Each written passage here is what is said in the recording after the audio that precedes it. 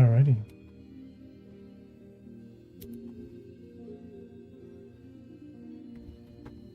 Back at it again. I want to move these.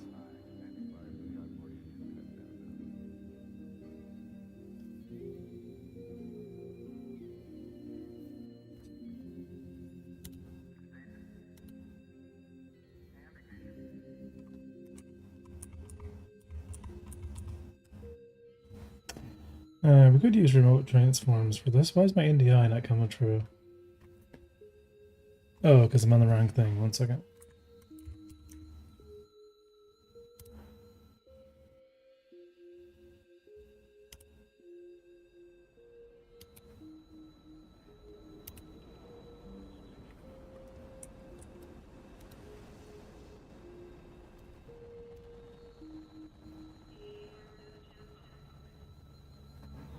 Scholarship display 3D.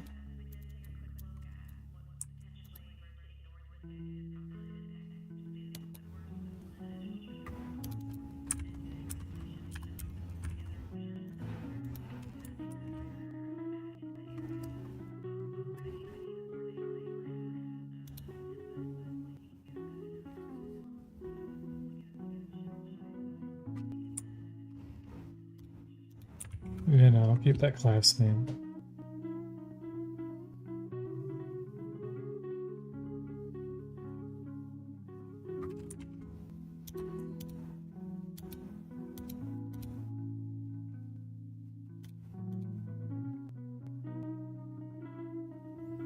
Yeah, I think I want to move this out of this.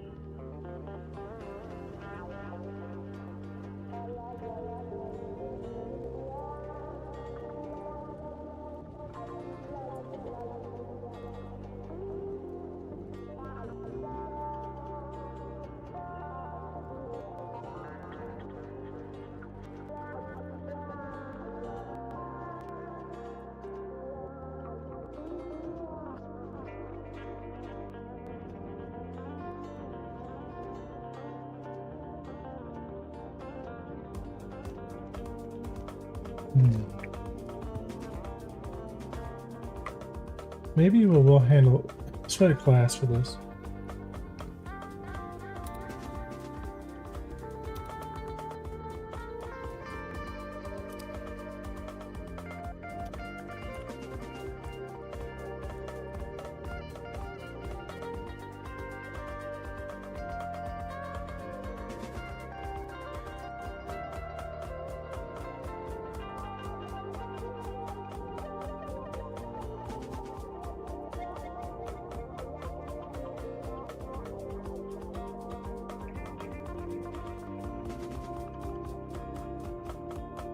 And then we'll add and export.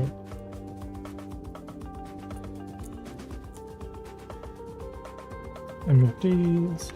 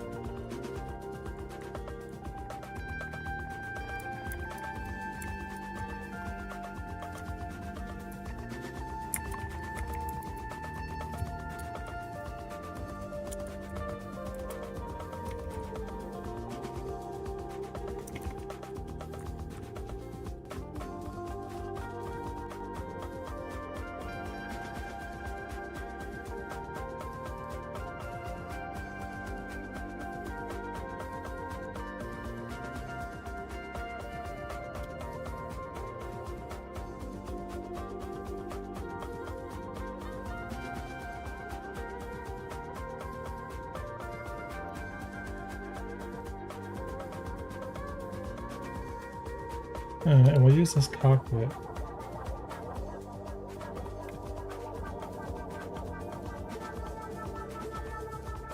It's like an early version of the stations.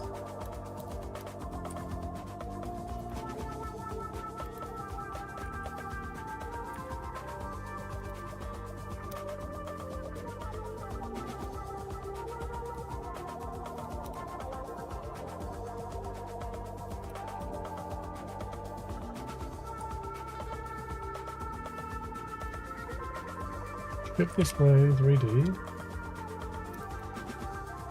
Oh.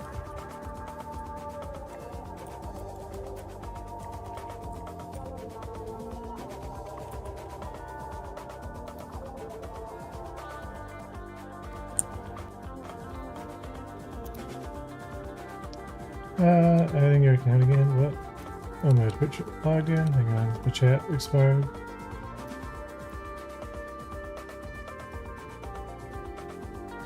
Try adding it again. I did.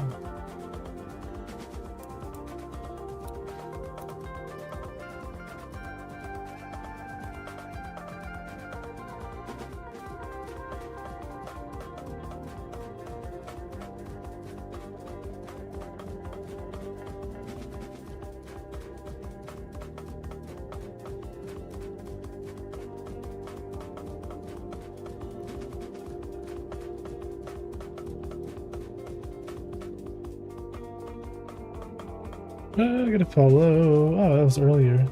Grimpick. Oh, there's a YouTube work still.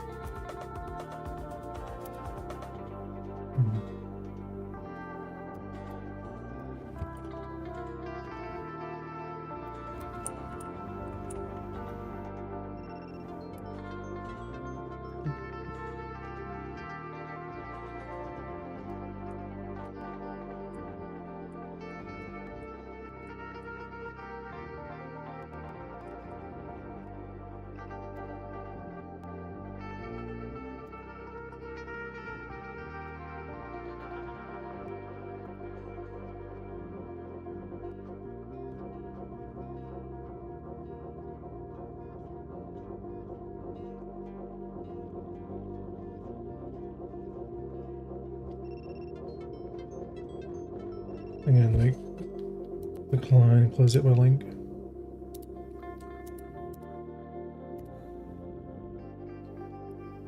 Link. Oh, Link, where are you?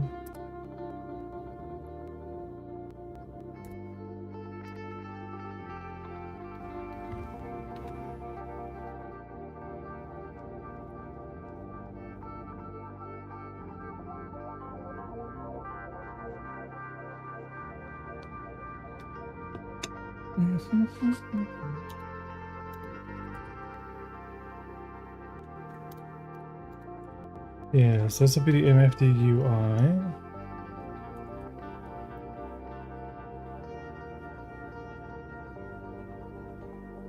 Maybe more of these.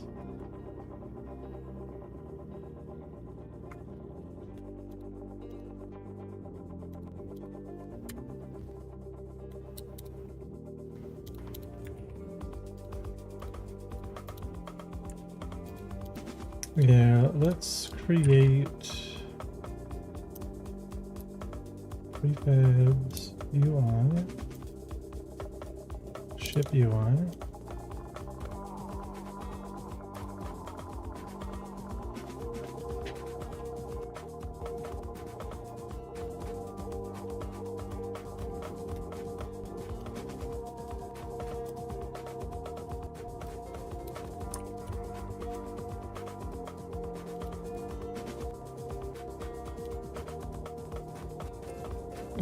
Ship MFD UI.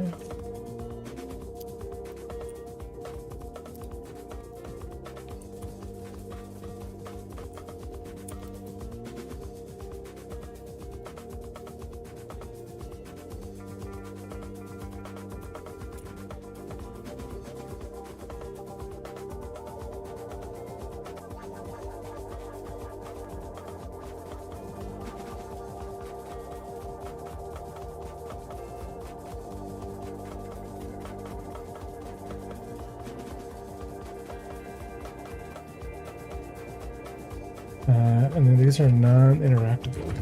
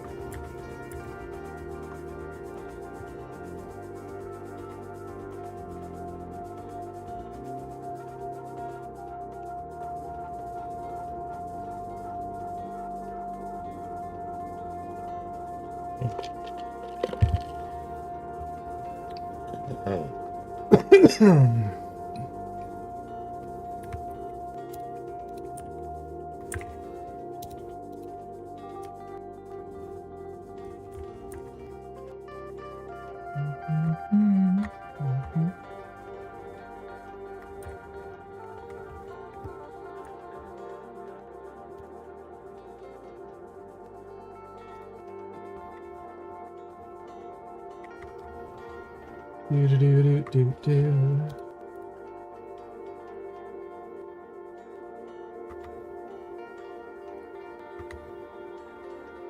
Come on.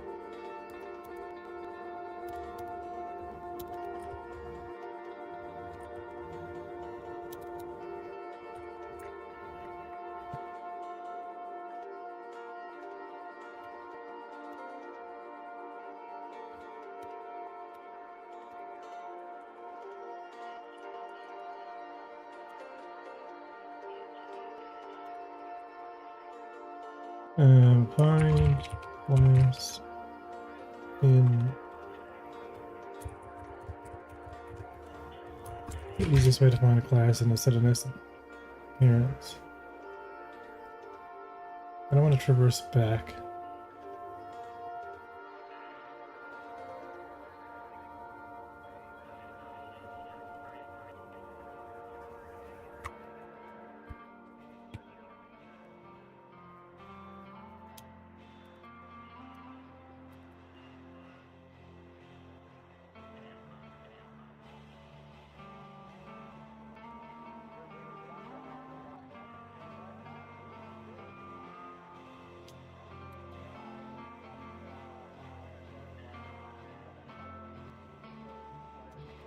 Me.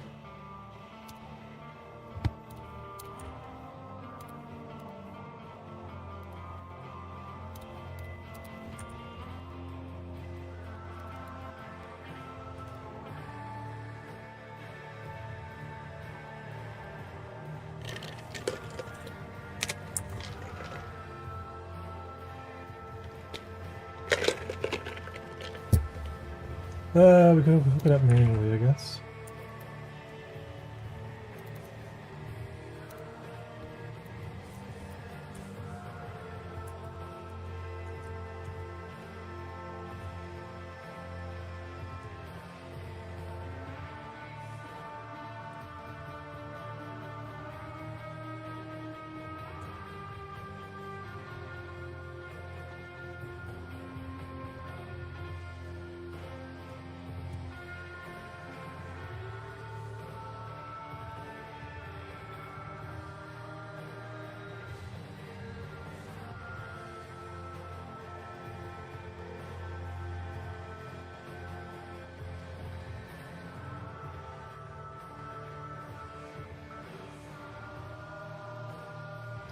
Hey, Panic! Yeah, my chat isn't working.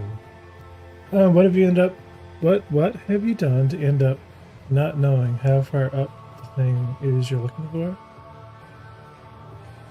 It was just deep into a model. I'm just trying to find some composition that works for this.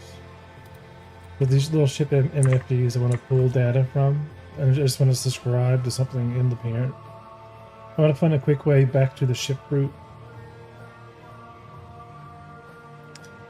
But that's why I moved them out of, like, I'm moving them out of the model itself and putting them under a ship cockpit, which is like one underneath the parent. So We're not into the get parent craziness, right? It's just the ship, the cockpit, and the displays, and they're just going to be placed relative to these. I'll use the node 3Ds from the model as references, but we'll kind of keep them separate. Because I want to subscribe to some system. I'm not sure how I want to compose this yet, but so I can actually push the speed values and just things from the rigid body into it. How's it going, Fennec? Fennec, one of your buddies was here the other day.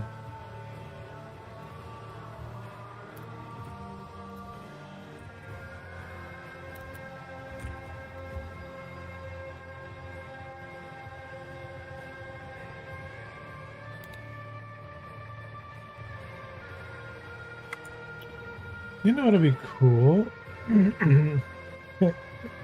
KT? What is KT?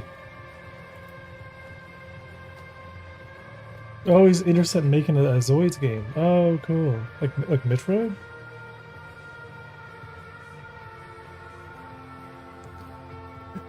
Oh, okay, yeah. Give me a second. I'm gonna parsec and restart my restart the old bot thing here. Social Blade's great, but every now and then you gotta like stop both sources and then reactivate them. Okay, YouTube is good. No, do I need to like relaunch? I wonder if we gotta close the dock and relaunch the dock. I wonder if that is the problem. Let's see how that goes. Like battle mix, but they're big cats and animals. Oh, a Zoids game. Like battle mix, but like big cats and animals.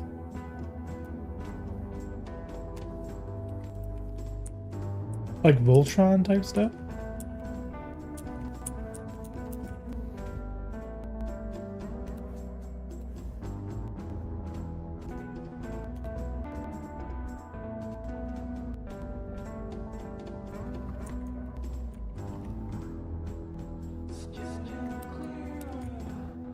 I guess similar. There's a show called Zoids. Oh, okay. There's actually a show called Zoids. Okay, cool.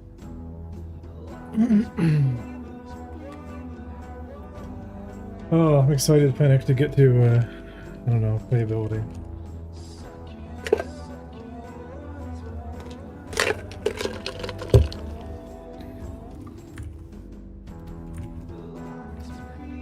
Ship cockpit. Assign. Or ship display. What if you had like a worldwide data bus that fed through a generic? So you want to like call to a ship thrusters and something like a ship data thrust mount args, and then all of that would react to it.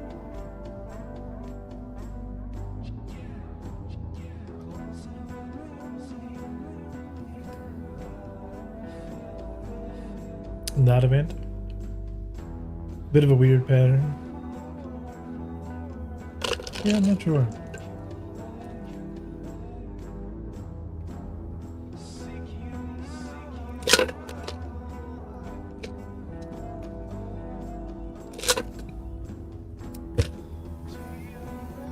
It would allow future proofing.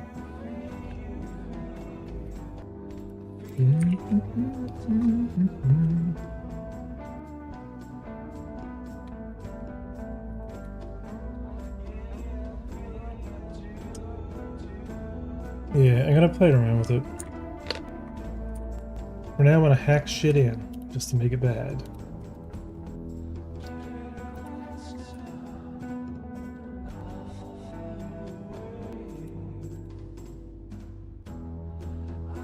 They make all like submodules implement an interface that defines ship data bus T object data.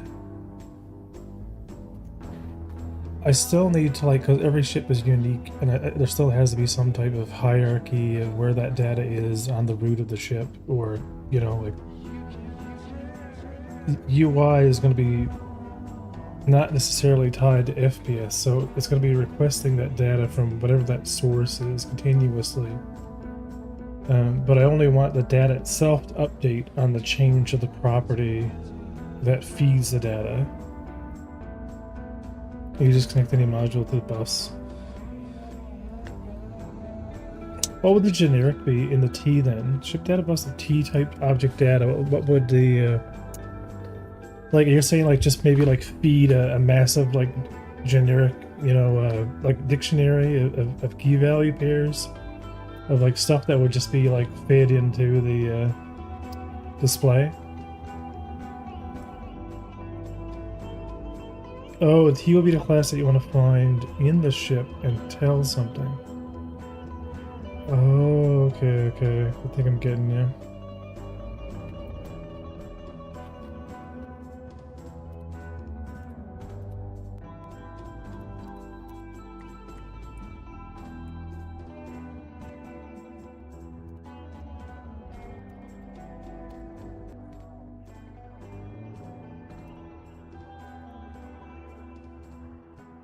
Holy freaking bots, man. Then have a flag for like multi-call or specific maybe. So like reactor, monitor, nav, computer. You guys both got one each. That's awesome.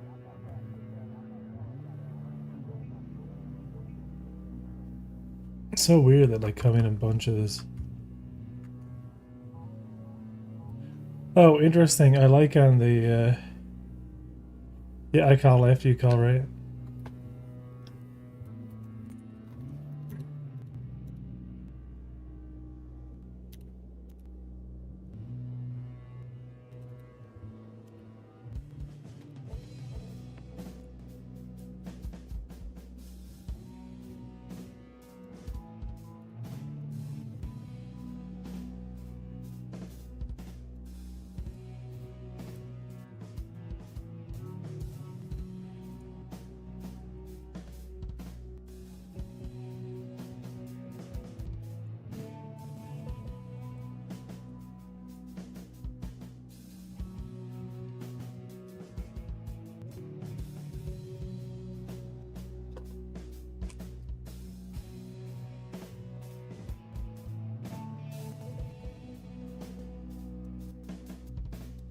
Hmm.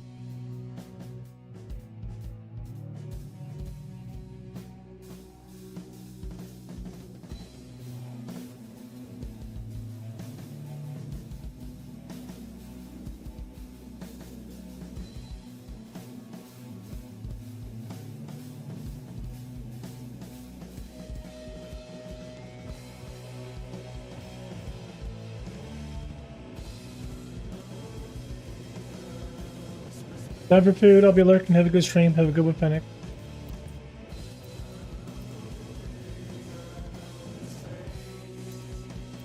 Yeah, I wonder if can like all of these are inherent from rigid body. All ships. I wonder if I could just pull it in the interface.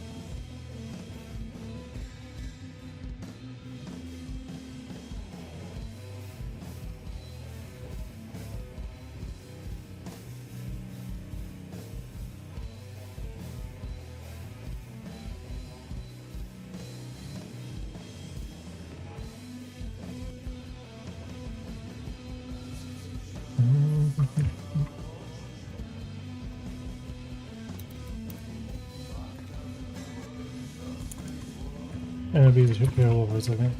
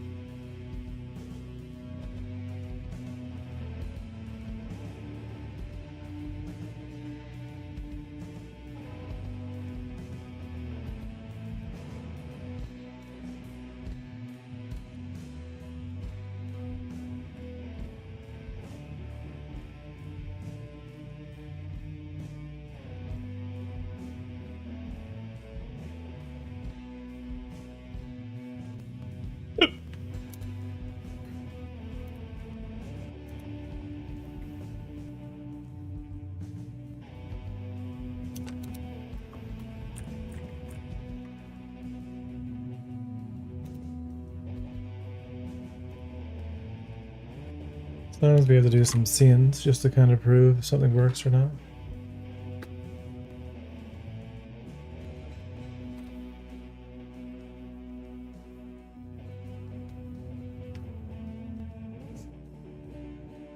What I'll do when I start the ship up through the cockpit, I'll register the MFDs. So I'll know where the MFDs are from the ship reference going down. I'll pretty much pass the ship reference or pass the system that's going to be feeding the data into the MFDs, the data stream or whatever the thing is. So it'll do the description.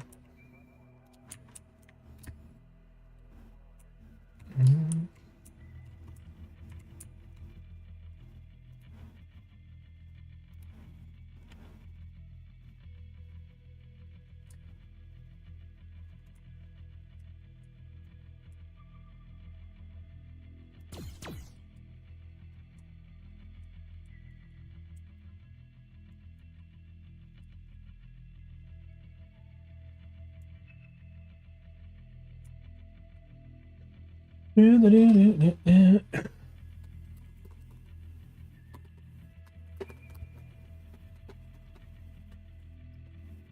like it in neighbor. Okay, so so our speed.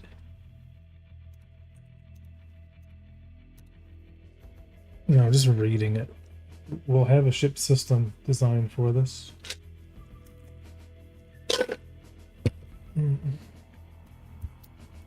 Because I want only one thing, updating the data, and then ideally what I want is only one system. Yeah, in the ship there will be one system creating the single MFD texture, and then we copy it to other MFDs. So if you had, like, the idea is, like, if you had 4 MFDs all set to the same MFD, it'd be the same texture, right? Like the same UI texture. Be like one UI which is rendered to the sub viewport, and then that material, that runtime material, is copied, kind of like just is referenced in the other MFDs depending on like what is displayed. So the idea is always be like, you know, to overcome the cost of the sub viewport, you know, you only need one of them.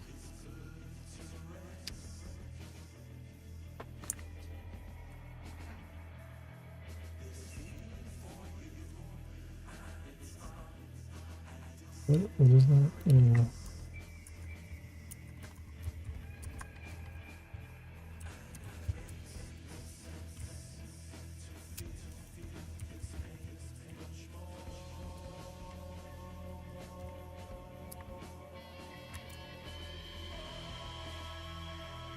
It's like that length, right? Or is it the magnitude? Oh yeah, yeah. So linear velocity at length. Okay, that's what I thought.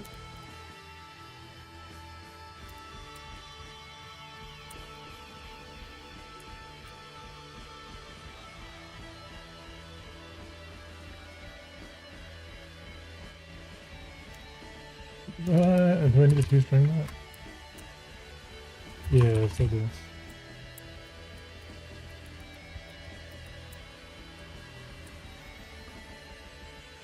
I'll learn eventually.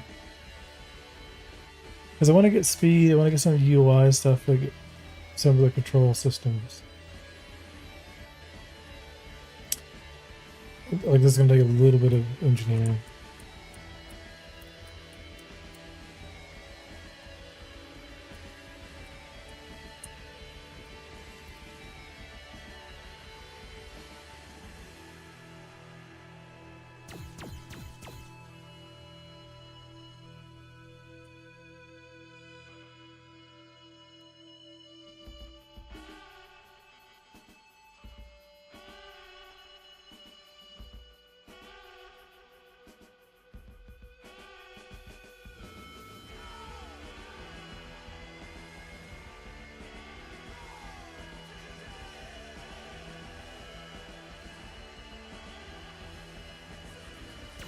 Yeah, we kind of wanted a rounded.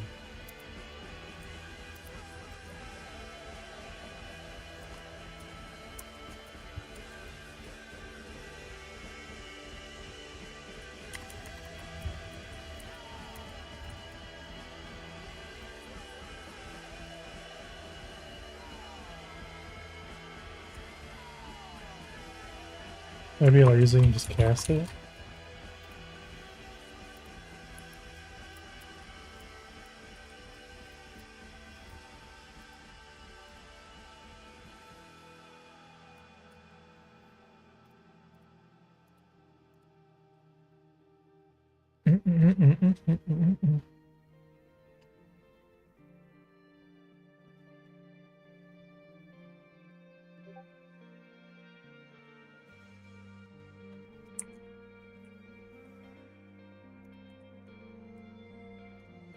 Because it's kind of like very jittery.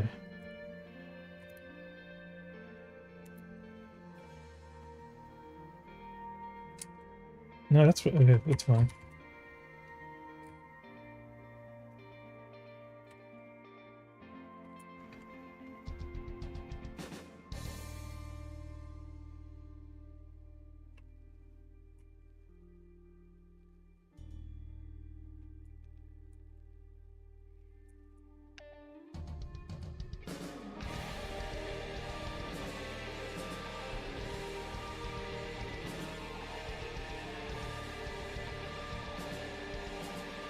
Okay, so our max speed, let's kind of balance this thing.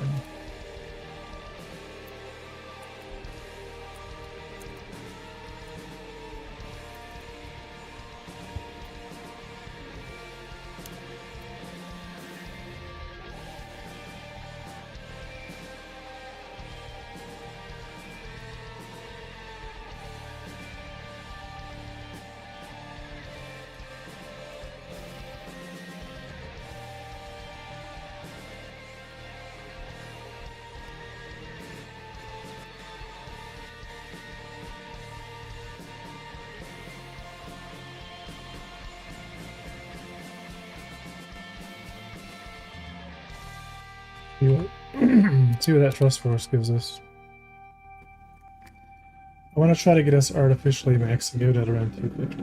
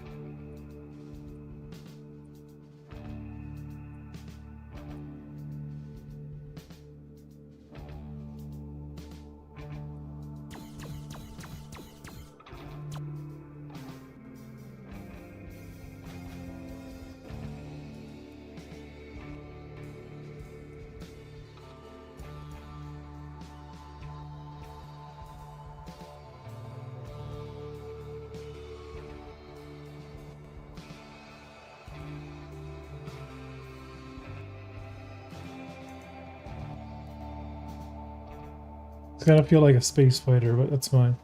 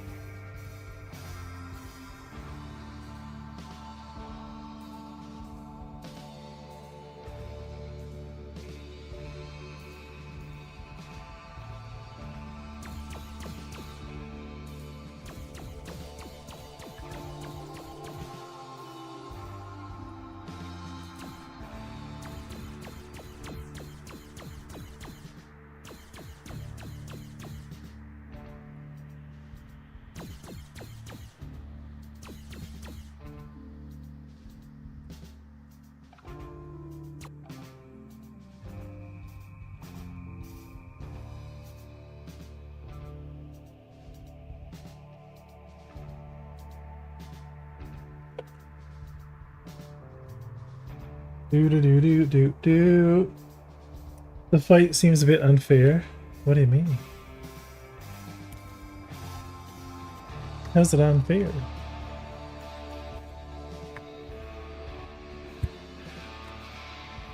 Yeah, so we need to separate the forward and back thrust from the rest of the system.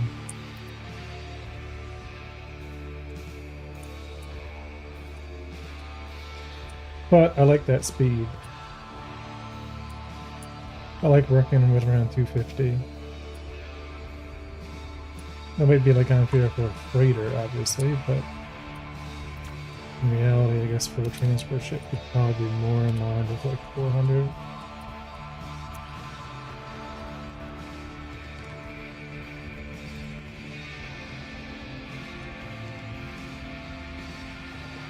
Yeah, our ships don't fight back yet. I had to rewrite a lot of it, and it was still jank.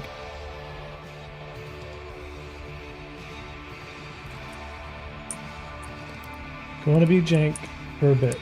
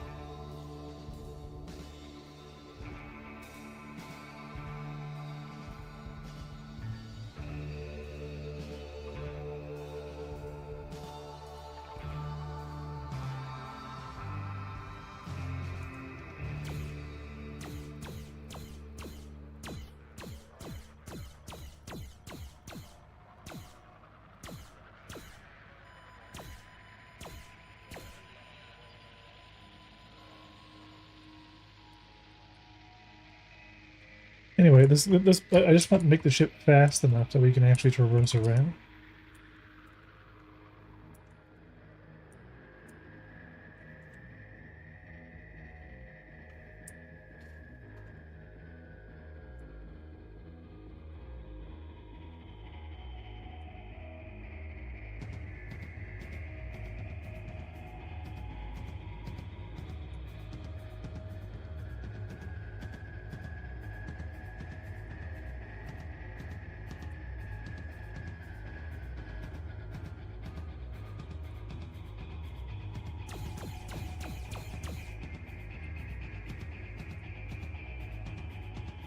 Okay, so that kind of works. We have some update.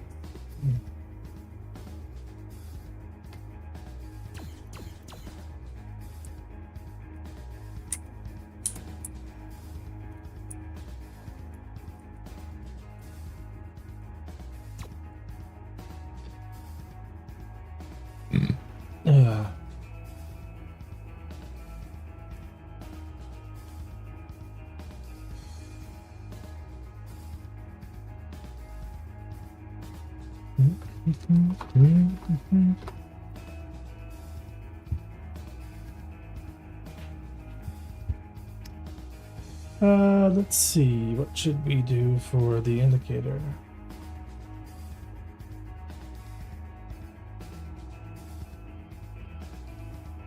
Hmm.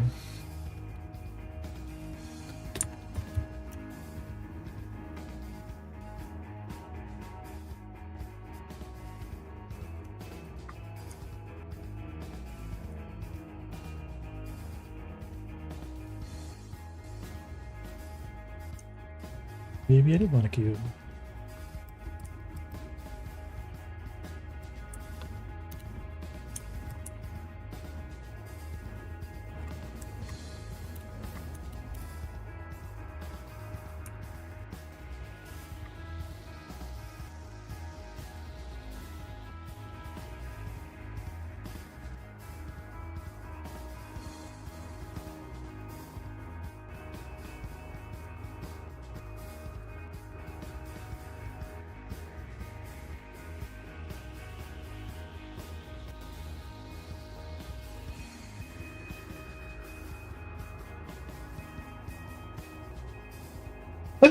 Phew.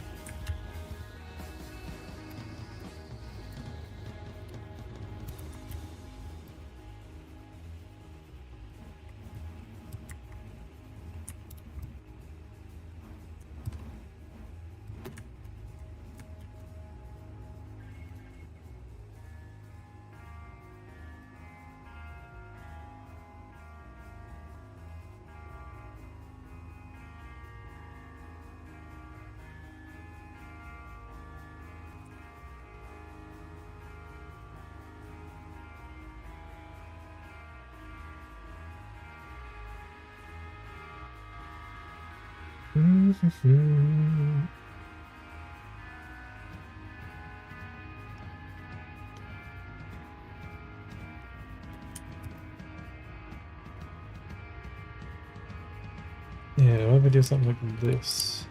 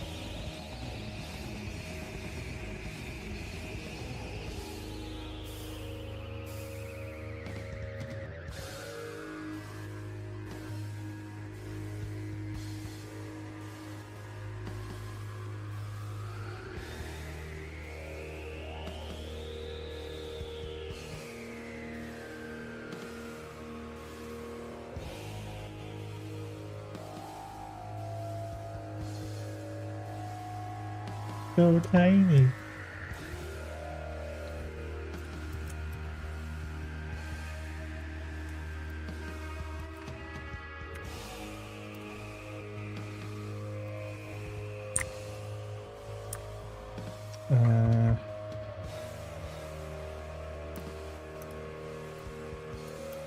Maybe the new hologram shader.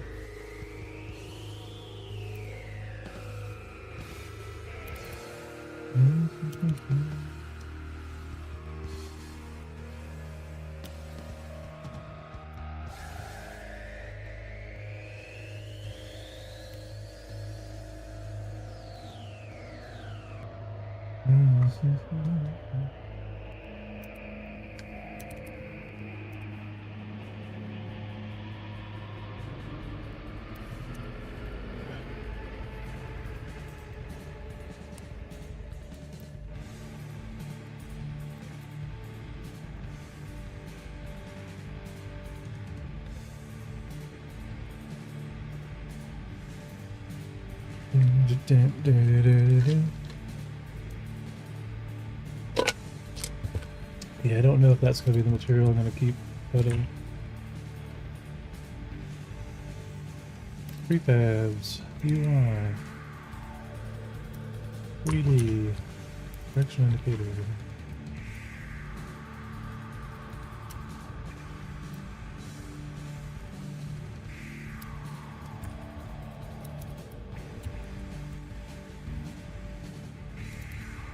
Then in our hollow projector.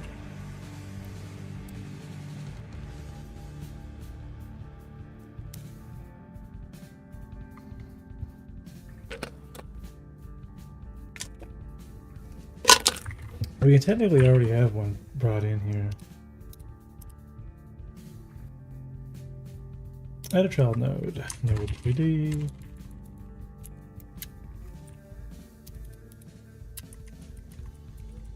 Direction. Indicator.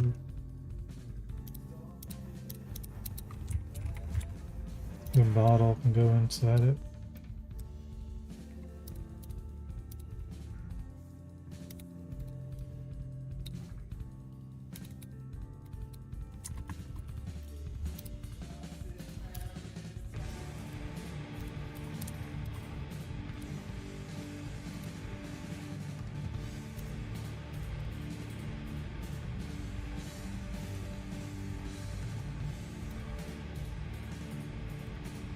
Yeah, so if the mount is there, this goes inside the mount. Alright.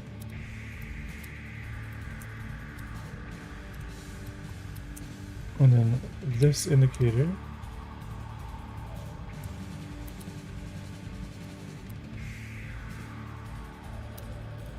is looking. Okay, so this is perfect. Okay, it's facing away.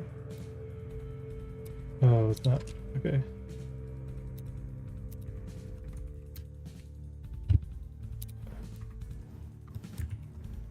Okay, now it's facing at the thing. Now. Yep, so the indicator's there. Indicator model will move forward. Minus Z. Minus 0.25. Rotation.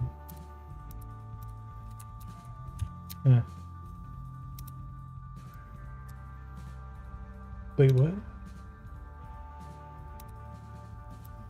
Z is this way. Oh. What? Right? Oh, yeah.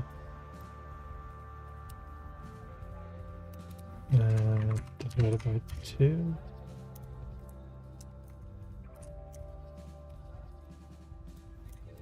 Something like that. Anyway, the idea is for this indicator itself just looks towards the target.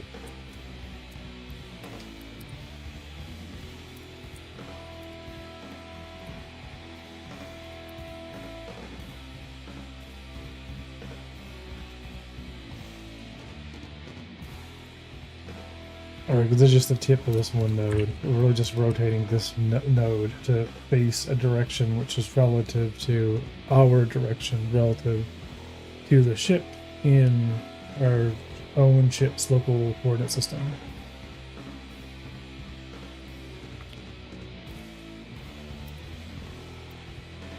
And we can just do that with a node.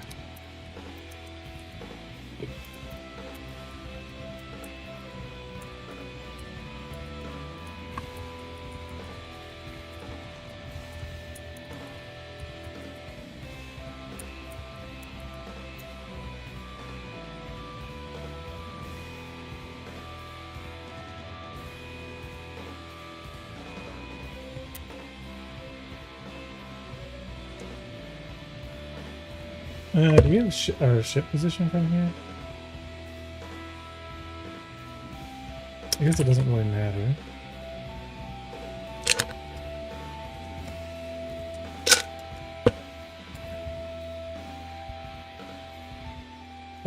So from the hollow mount,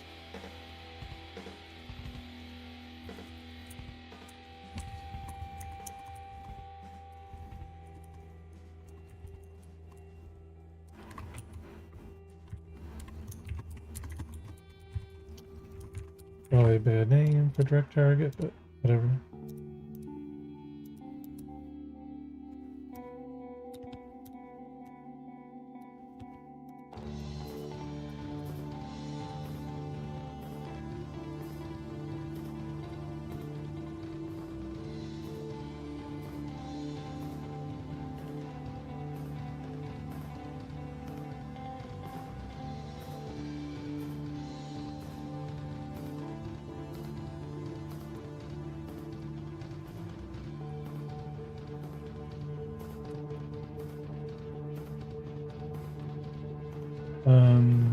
Yeah, but I guess really all we have to do is take our hollow mount,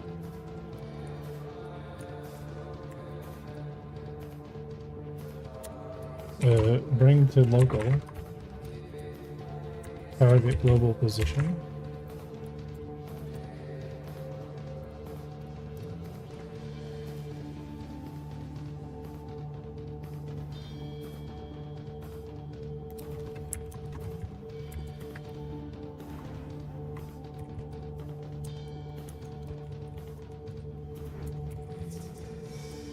Okay, and this is from the mount's perspective.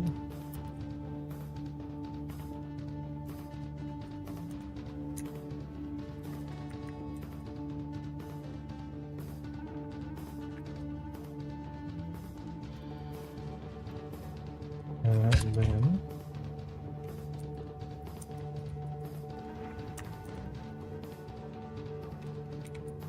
and I don't really care if it goes up for this thing.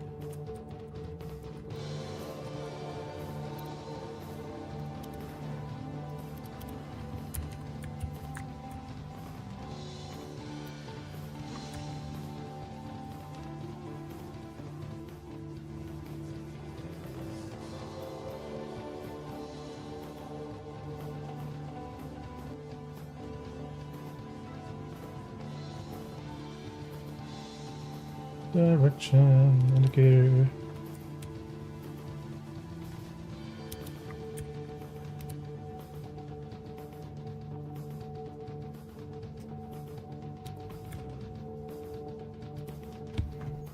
And this is probably gonna have a bunch of jank, but it will work.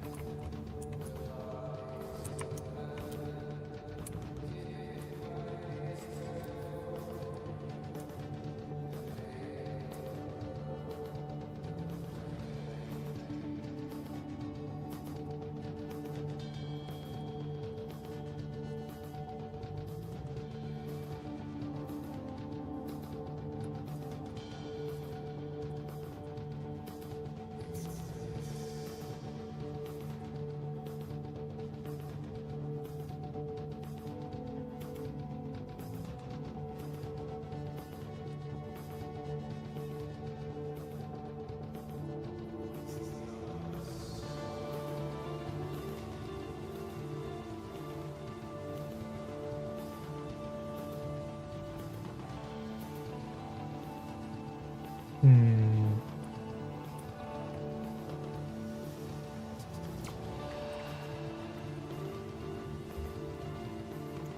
When we bring it to local, we're looking at the target position based upon up being the mounts basis.y minus. Is it positive for y or minus? Let's find out. Right, because the mount is in ship space, so we shouldn't need to really use the ship reference. Let's find the direct declare. Right, as long as we're getting the rotation into effect.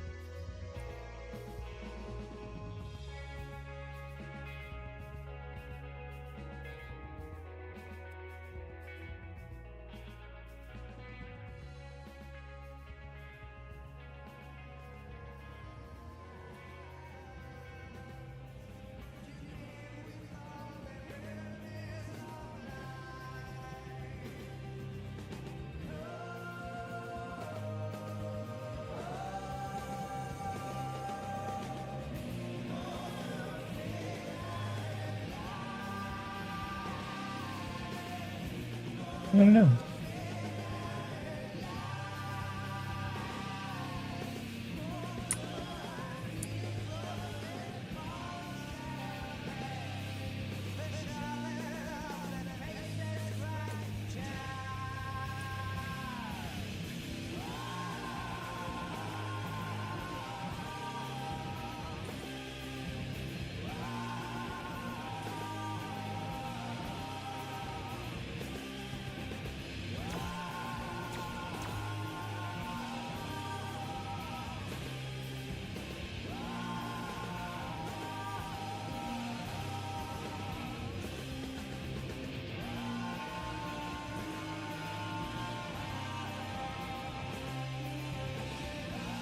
Yeah, it's not quite right.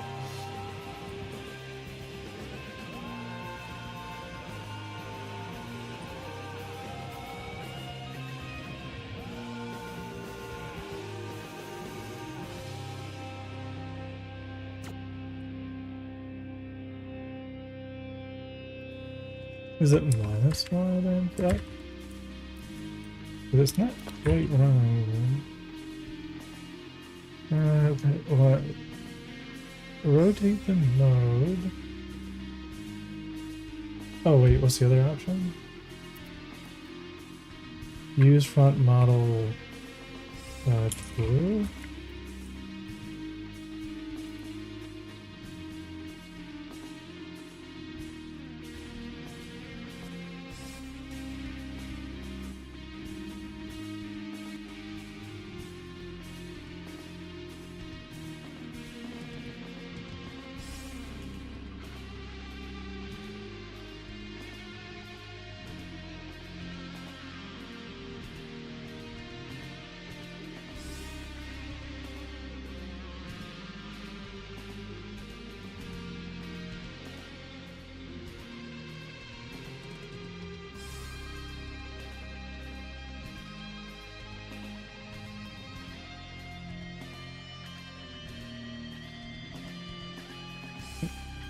Is it oppositing?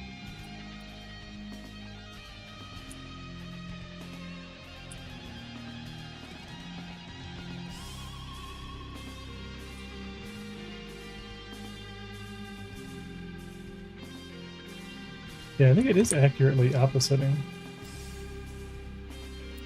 So maybe I need a front model. Hang on, let's just grab a player real quick.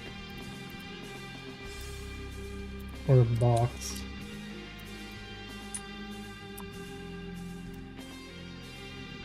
Okay, no, it is positive Y, okay. So base is Y, and I guess true is what we need. There's something weird we have to look at.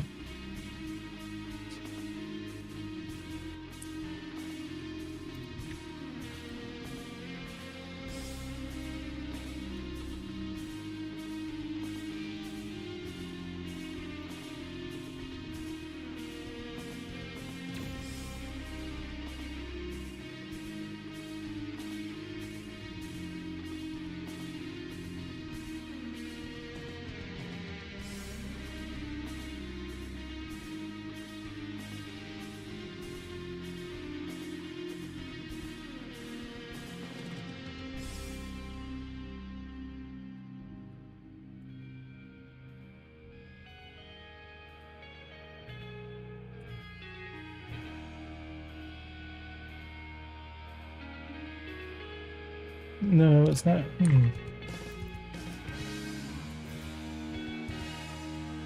Bringing this into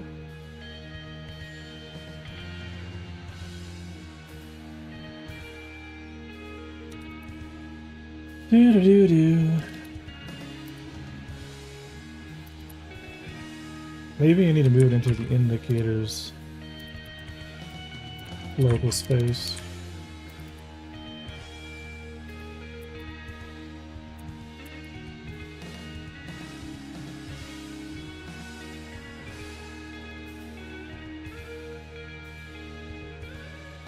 Just to be sure.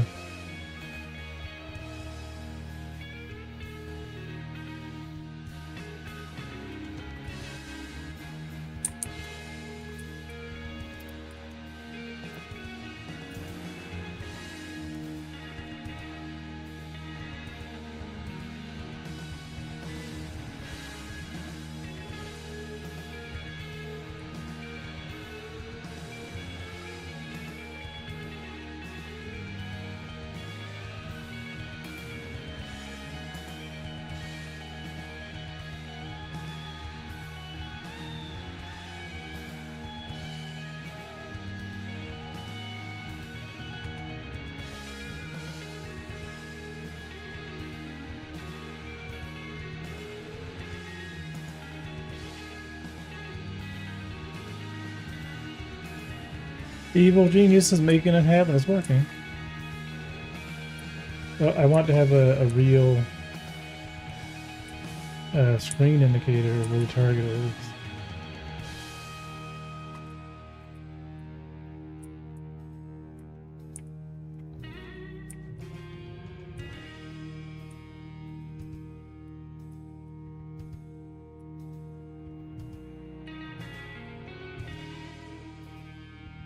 I'm doing all right.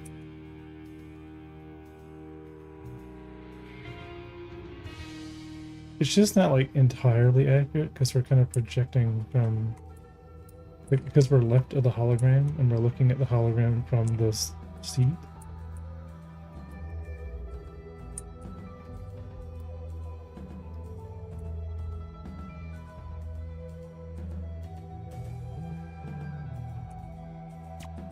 So like it needs to scale a little bit better, but I think I'm going to work in ships, combat basics. Yeah, pretty much. It needs to be like a different color.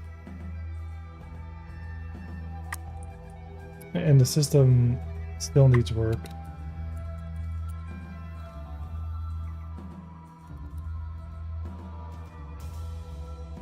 I could scale it up a bit now.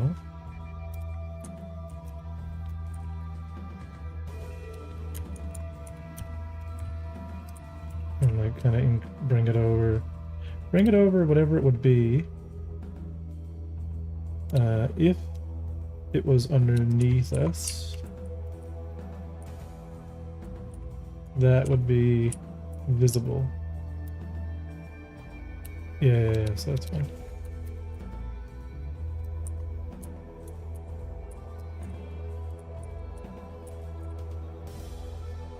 That needs like a different color, I guess.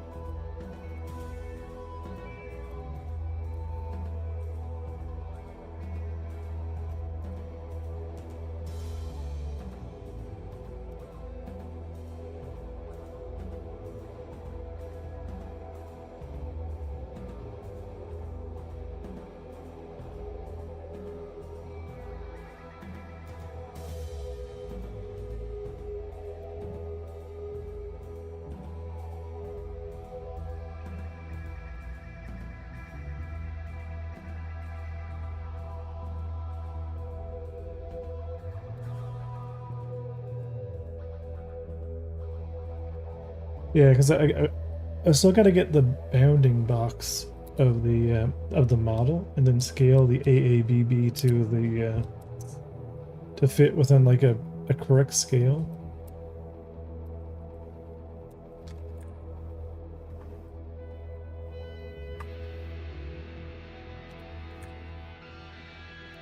But as long as I get it working, this idea, like I might have to kind of change things up a little bit, but I do want to try to get this hologram system to work.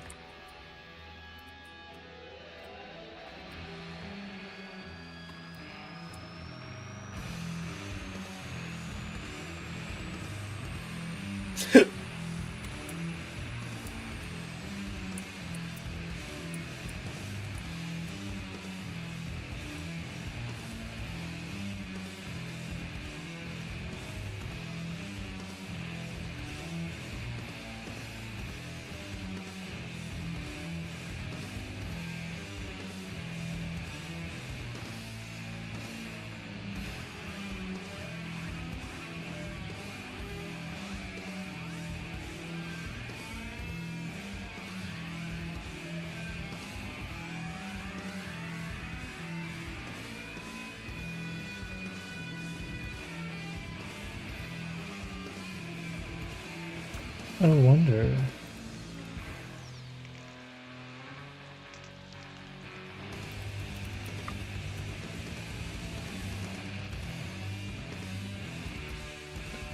Ship hologram selected.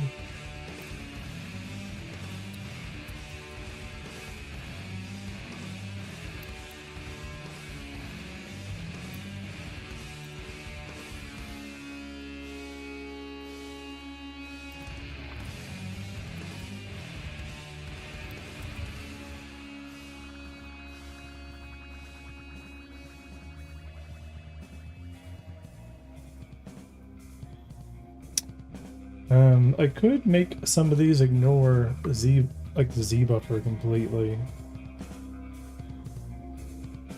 for the indicators.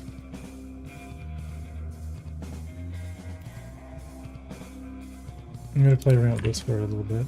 I want to see if I can see the red through the other hologram. That would work out too.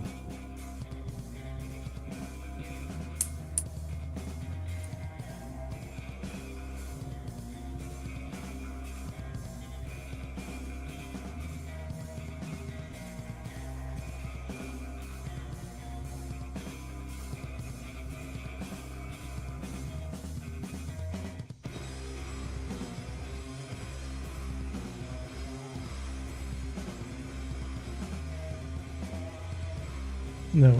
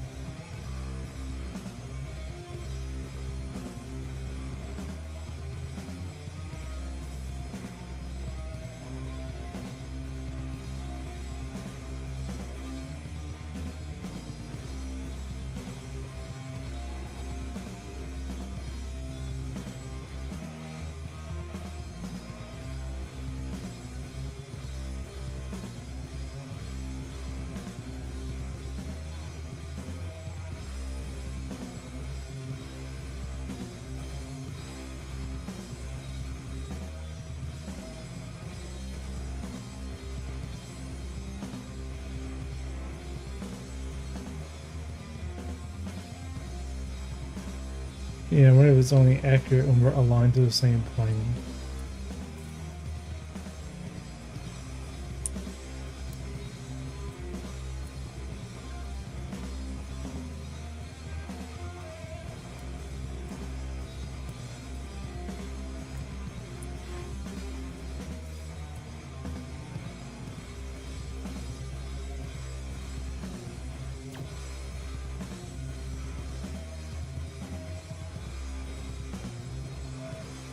Was our target?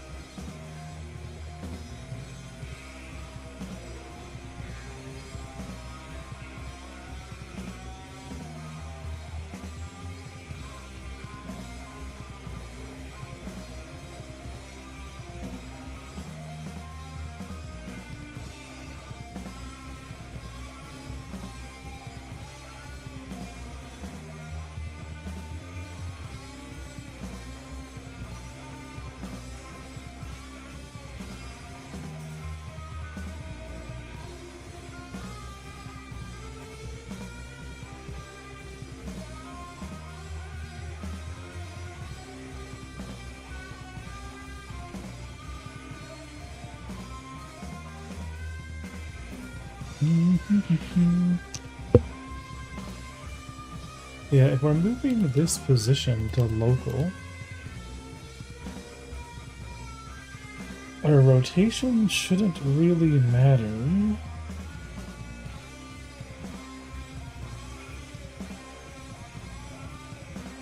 Because you get to move into the correct. It's moved into local space anyway, so I don't know if we even need this. I don't care how.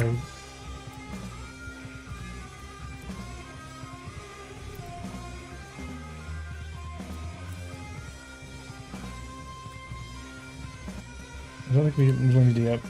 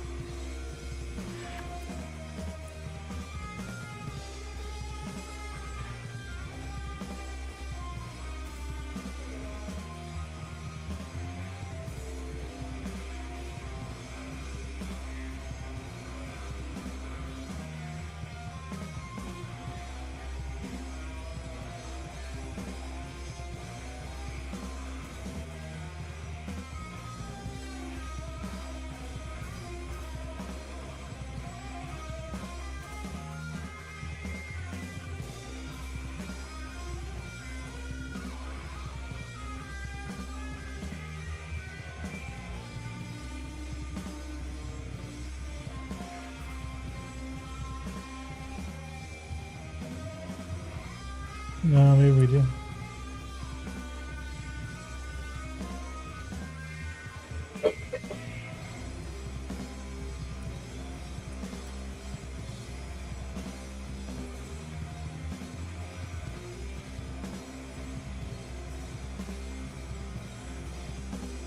Yeah, because I flip over.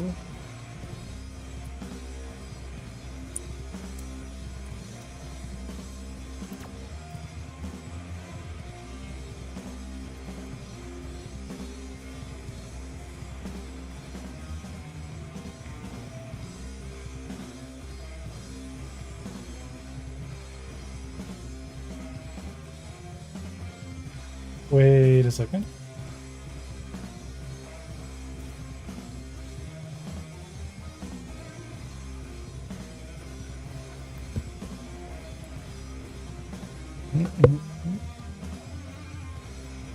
If look at happens in global space anyway,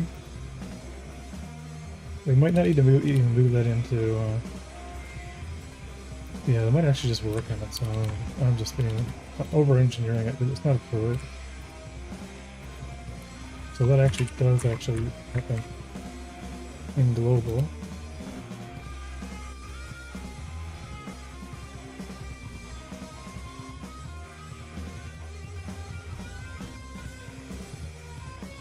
Then I'm overthinking it.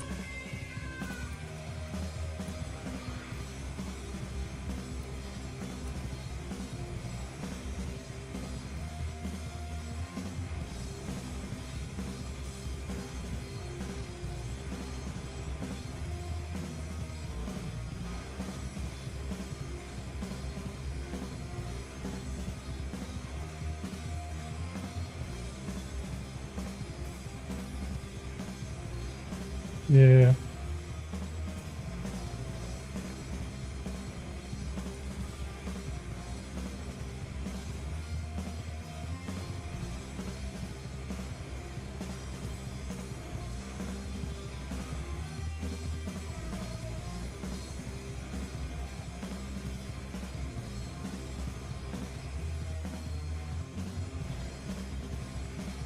Crap. We're just overthinking things.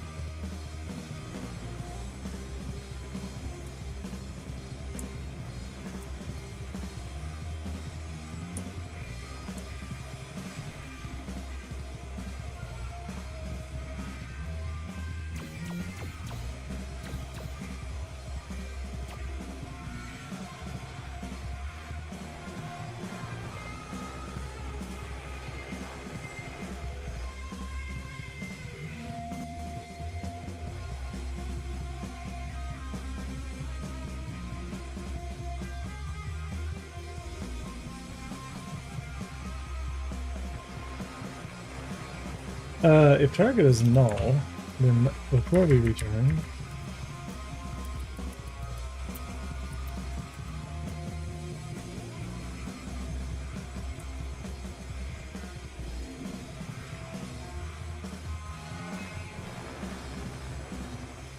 we are going to turn it off.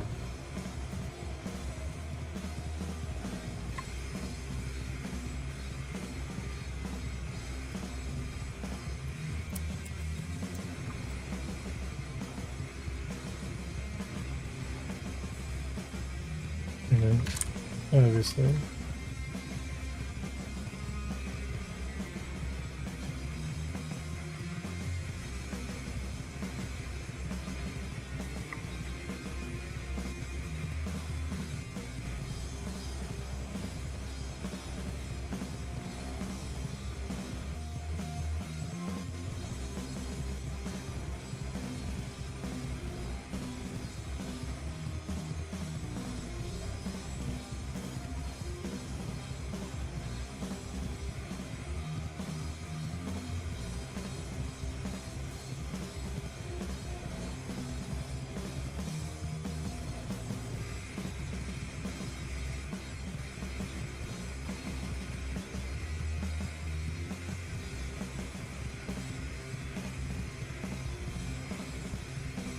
And that's just a little thing to help us kind of direct ourselves from the target.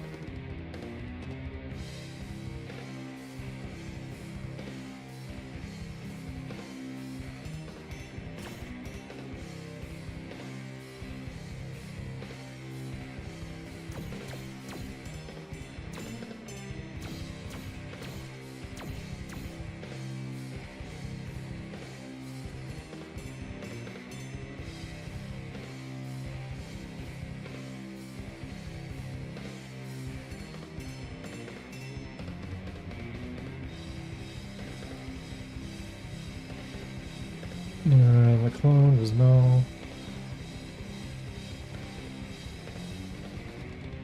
And then we return.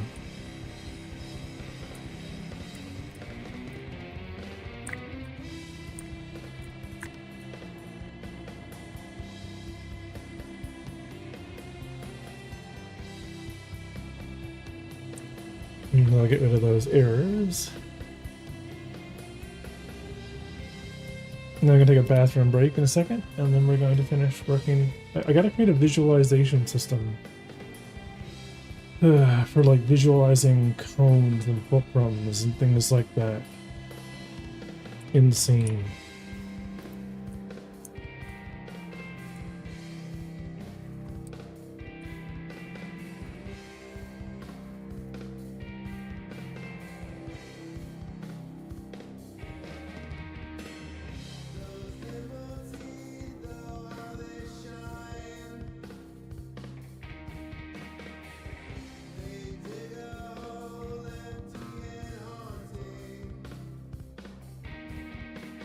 Yeah, there's no alpha in this material, which is really weird.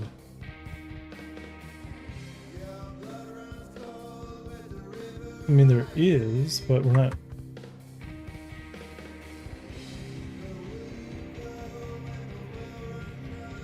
Right, like on the ship hologram.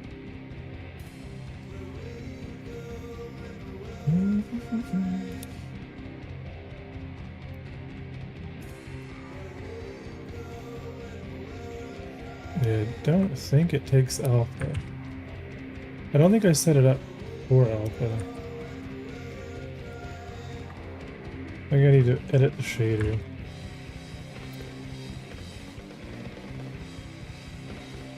So that the Fresnel is truly alpha on the base color. It looks like it, but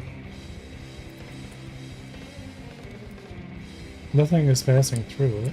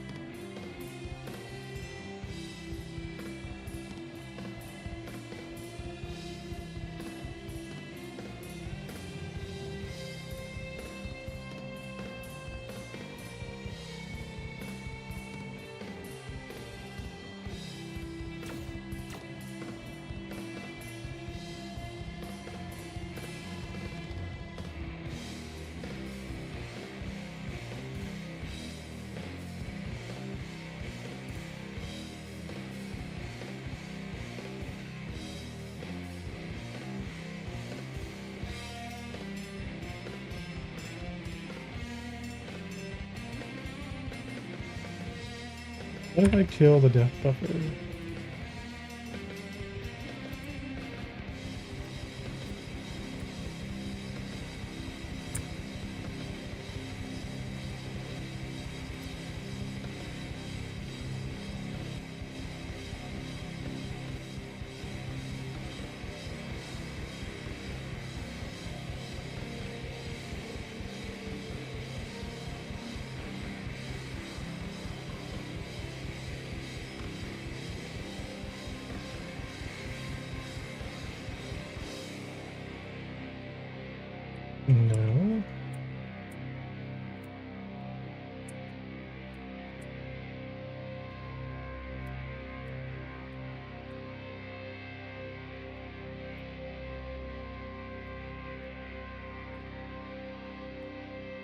Owner, can I work on this live?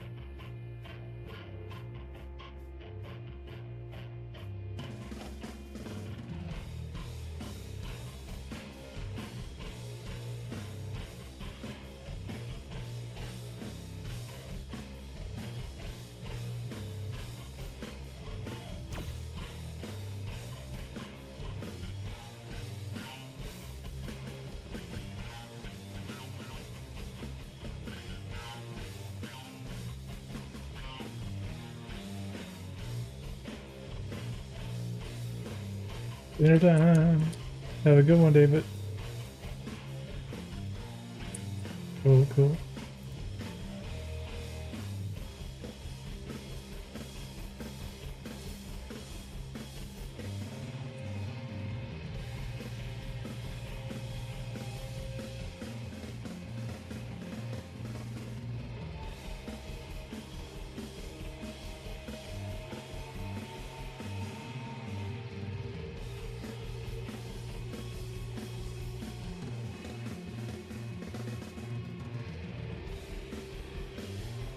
Like, it is working, but when it fades in black, the black overrides the alpha. It's really annoying.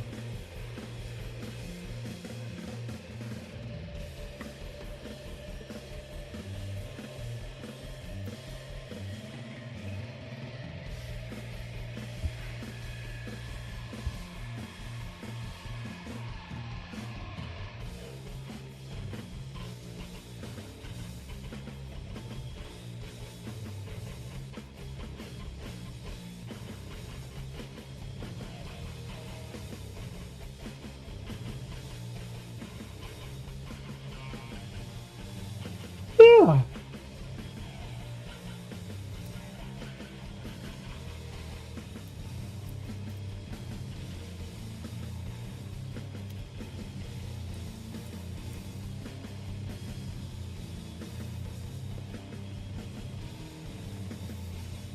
L from normal to view matrix.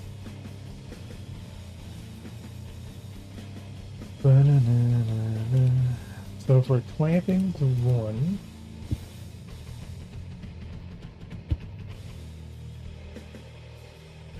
one over minus clamp the dot product from a normal to a view. But clamp it to 0.8 or something, so it doesn't get so dark on the color.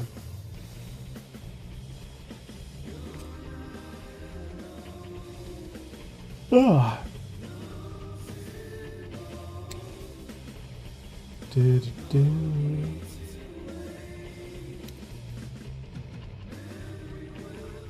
Right to the power, one over. Clamped dot node is 0 to 1.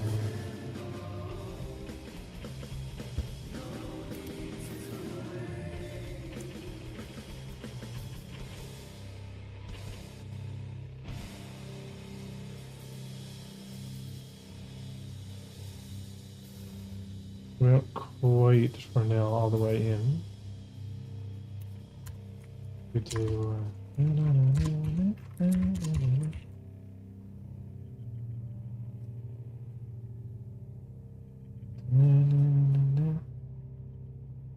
Yeah, see what the noise.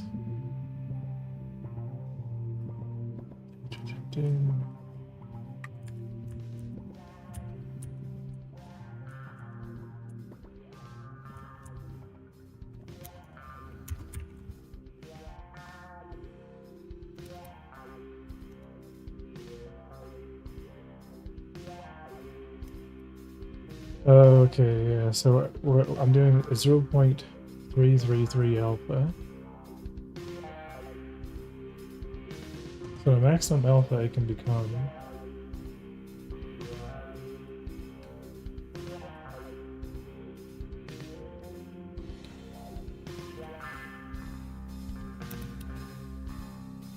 Doo-doo-doo.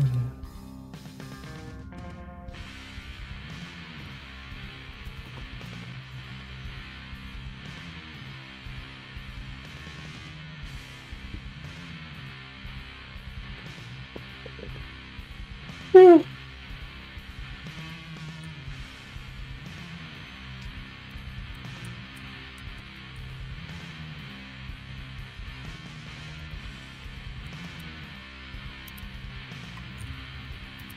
Anyway, let's go take that bathroom break, and I will be right back. While I'm gone, I'm gonna go plug in my headset. Just for a few minutes. I will return. You can see the chair.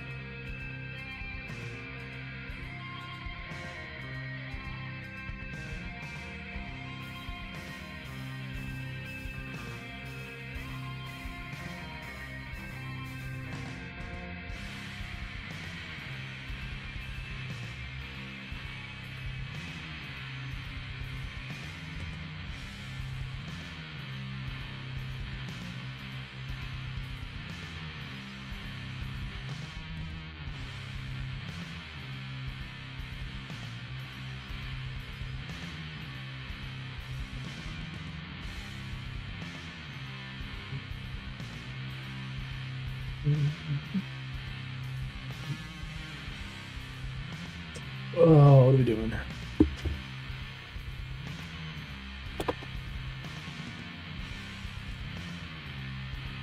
We need some more music, man. Some more space rock.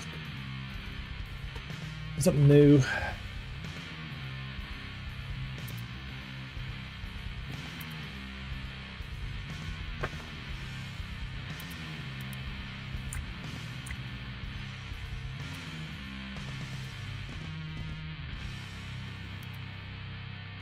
Alright, what's actually wrong with the ship? Let's close out all this stuff. So we have a ship.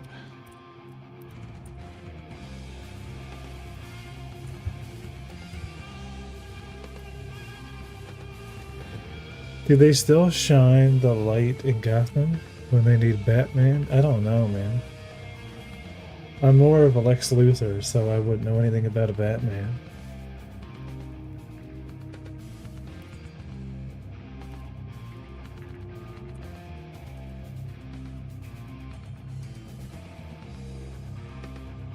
Yeah, we need this combat. We need the weapon system to be a little bit more intelligent.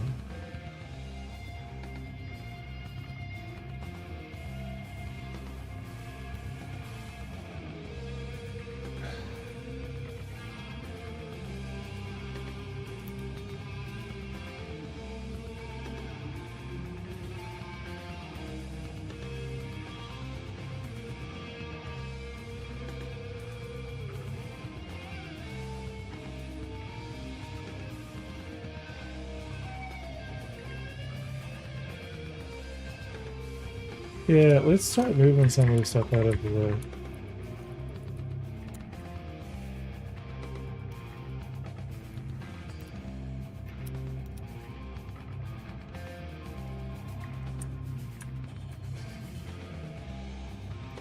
I feel like a public private void. Open stick.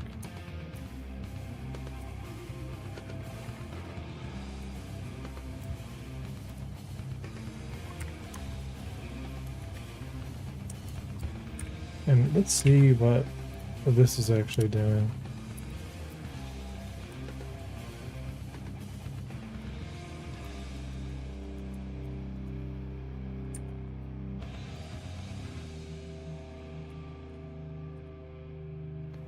Up here, let's call target.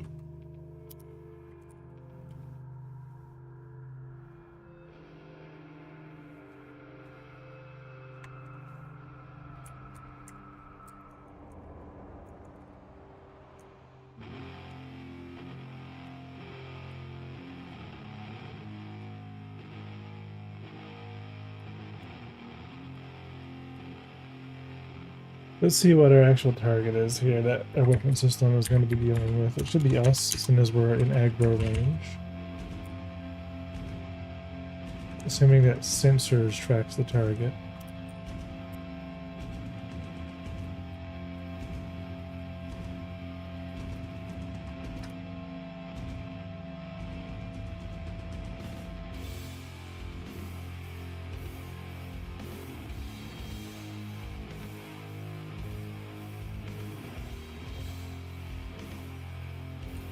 And I want to actually see if this is actually doing anything.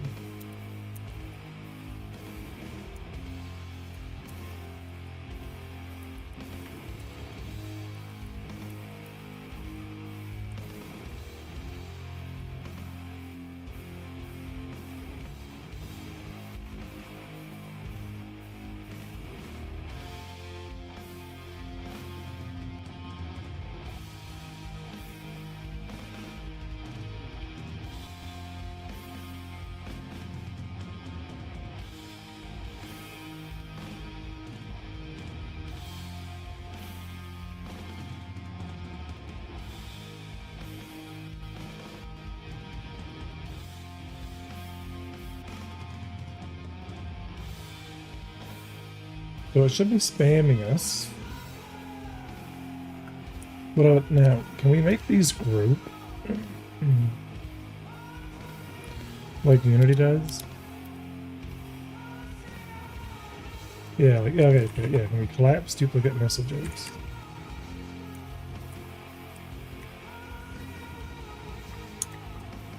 So that way we can,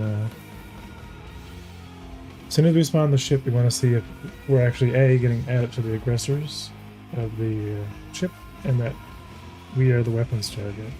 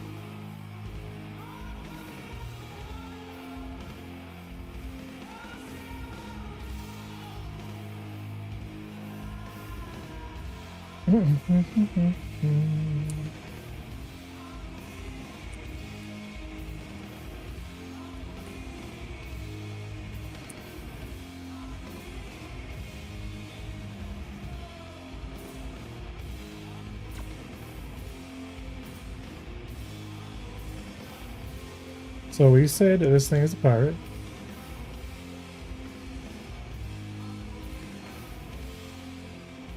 Yeah.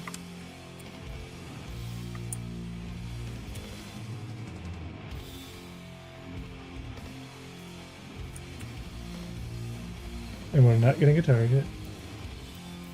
Or the AI itself is not calculating a target. So the AI should be doing an AI tick if it's powered on.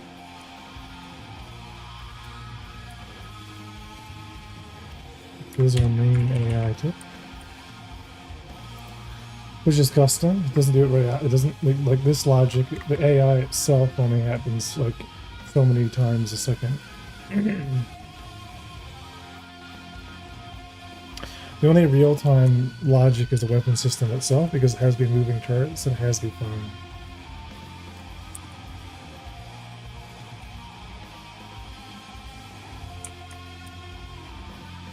So I'm not getting any AI kicks at all from that.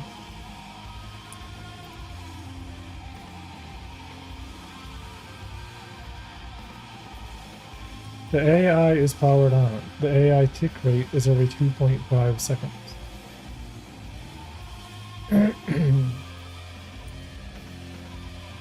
The AI has its own timer, which we're modifying in runtime.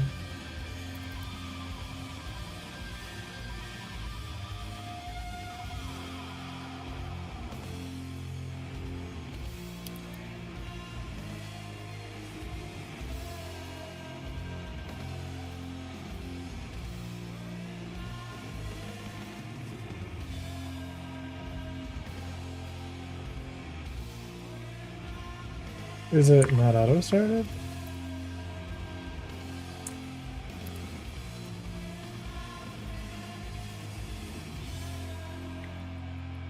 Okay.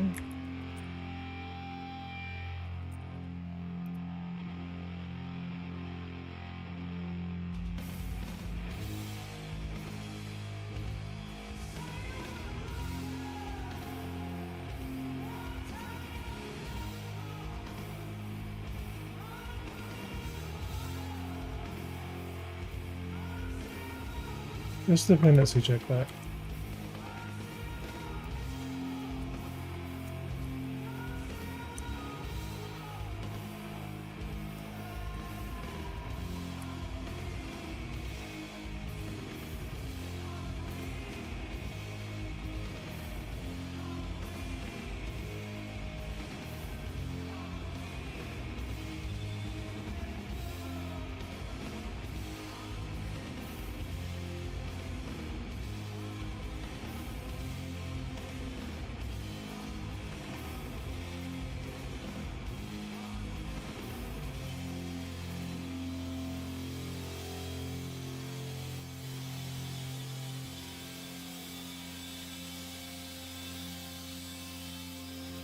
I'm really confused, man, because I had a project where all of this was working, and it's kind of like, it feels kind of half-assed. But this was working before.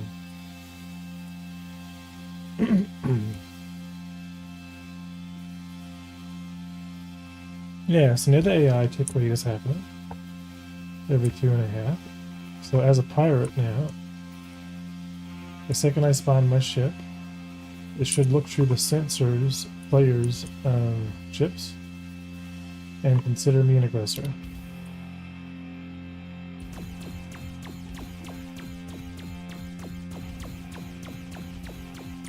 It does. And it is attempting to fire at me, but hello?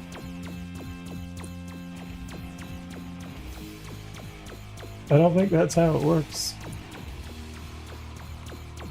Oh, I totally forgot these are actually 3D exams. Lol, is it following the route? Or is the turn rate just that slow? Oh god!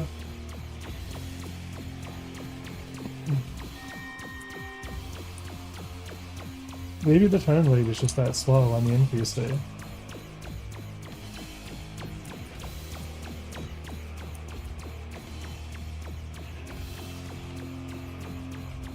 Yeah, I think it actually is working. And he's not coming any closer.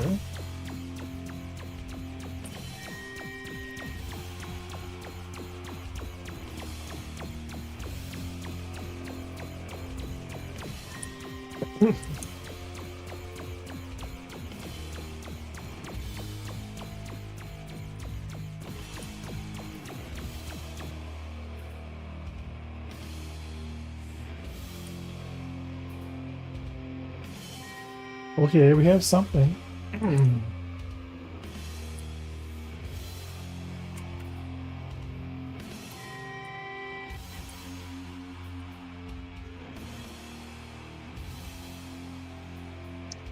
Yeah, so that I gotta get in the ship and see and see if it's actually aiming at me. It's firing at me right away. It's registering that I'm an enemy and I'm a threat. It's not supposed to be firing unless we're in the angle of, you know, being able to be attacked. I'm curious if it'll keep trying to turn towards me.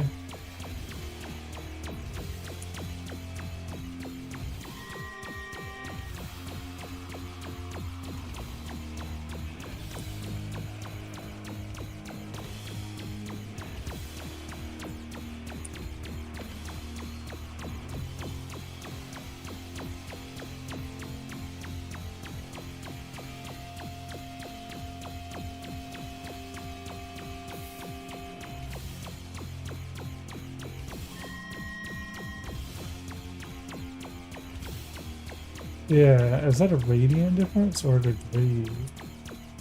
Am I 2.4 radians off target?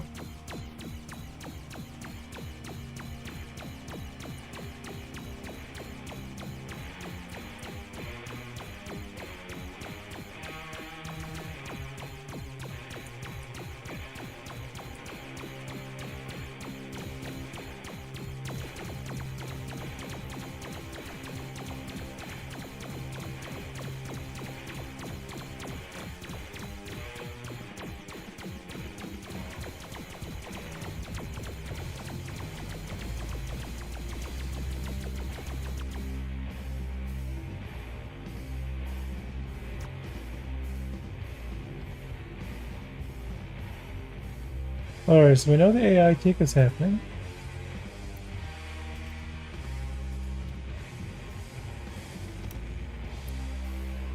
So we know, like, the AI is on.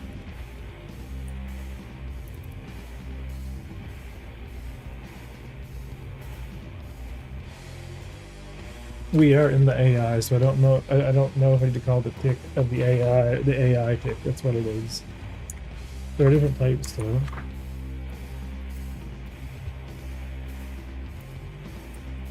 And the logic tick determines whether we're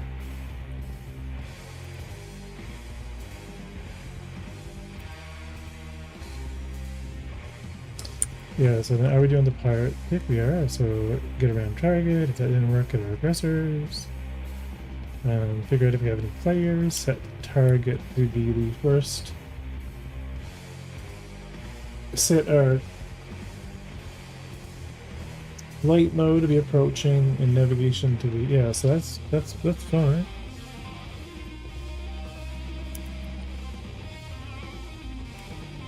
And then what we're doing, yeah, see the weapon system should wink wink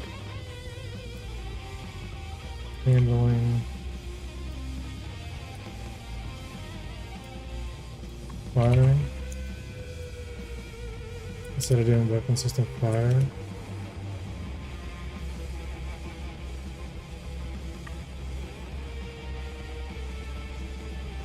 This is the angle to in radians.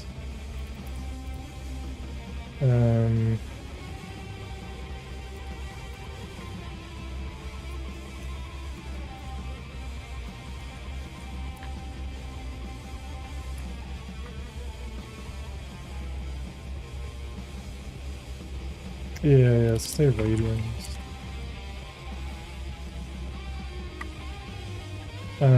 And radians comes back to us as a double. And it's like 4 degrees.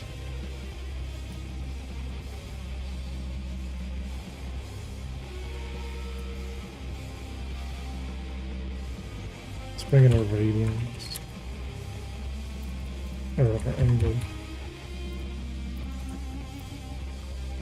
And then we'll actually check the angle value.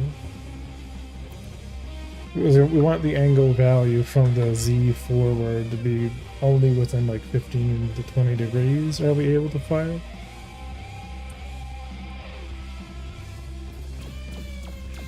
Right now it's firing as soon as it detects an aggressor.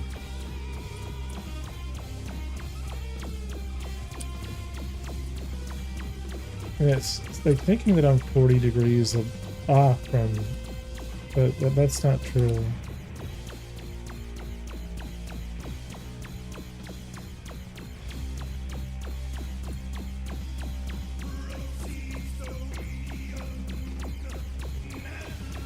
Because like we're 180 almost,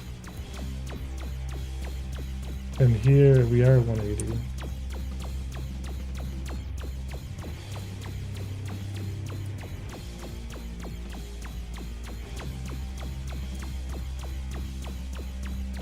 Yeah, okay, so we're our degrees is wrong.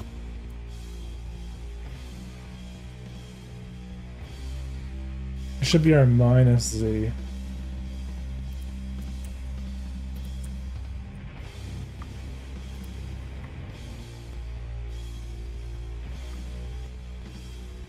So this should be our true angle from ship forward.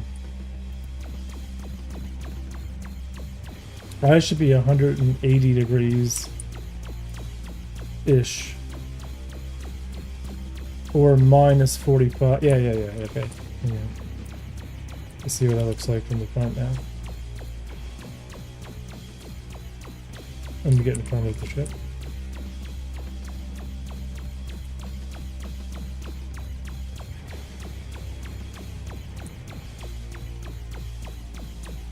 No, I'm still in minus.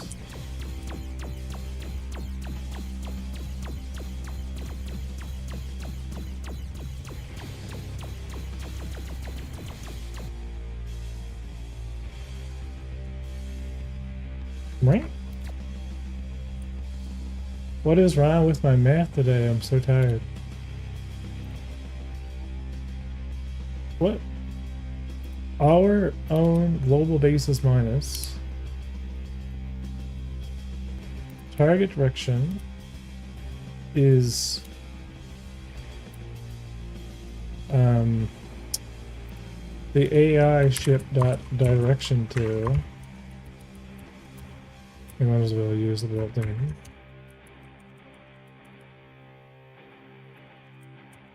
The target ship.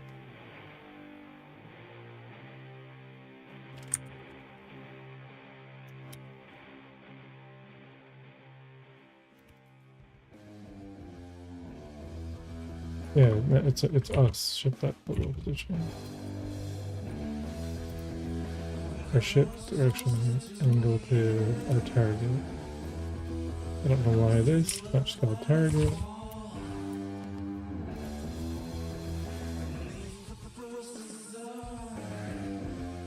Right, so this is our correct target direction. Then our radians should still be our minus z bases, because that's our forward. Angle to the target direction. Okay, and we convert it into degrees. And this should be hopefully right. Because I just want them to only fire if we're on a cone of influence. There's not more to this thing to do, but... Because I should be... minus 38 degrees. Back here, so... Minus 90 degrees.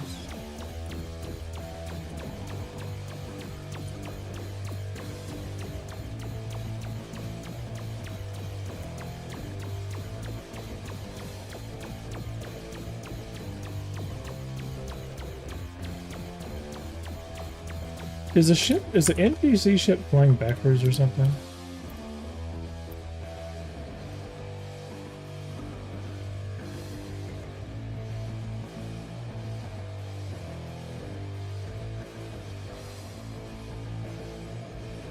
Minus is forward. Yeah, that's right.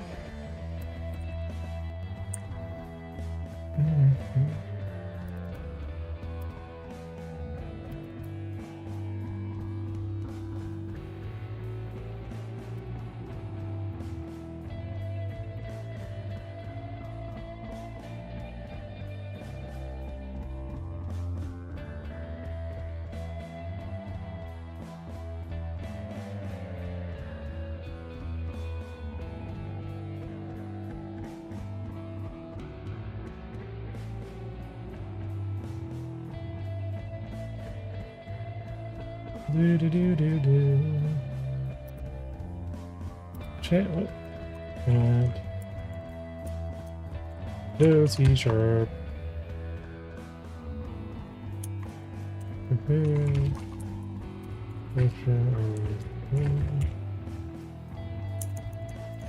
Node.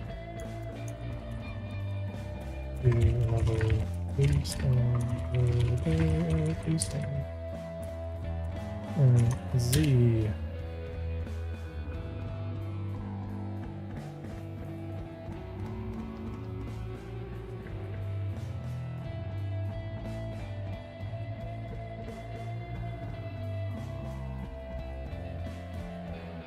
What do we do? Calculate the forward direction for both. So yeah.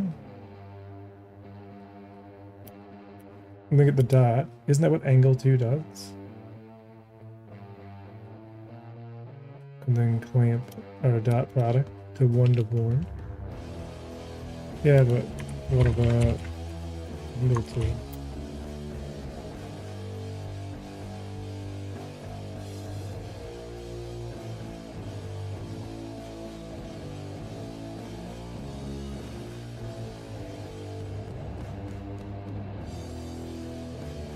Oh, grab both bases first.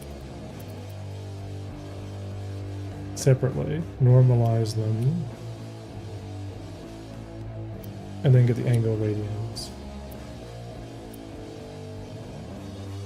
Oh yeah, because there'll be two.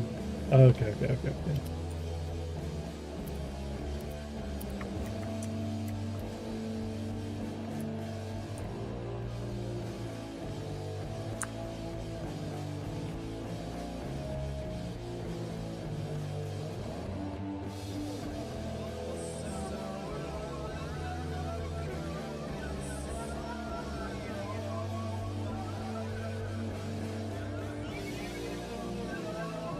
Well, that makes sense.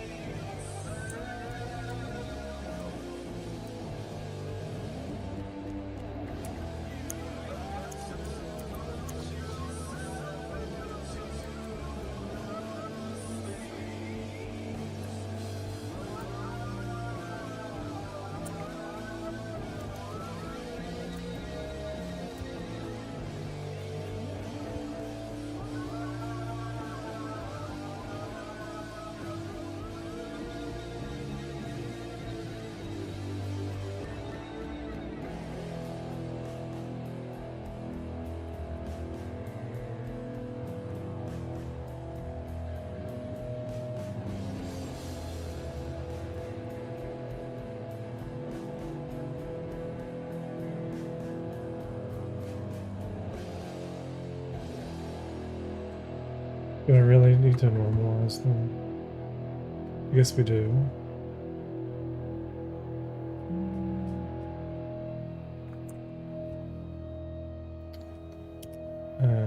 Okay, I do. I'll just I'll just grab it normalized.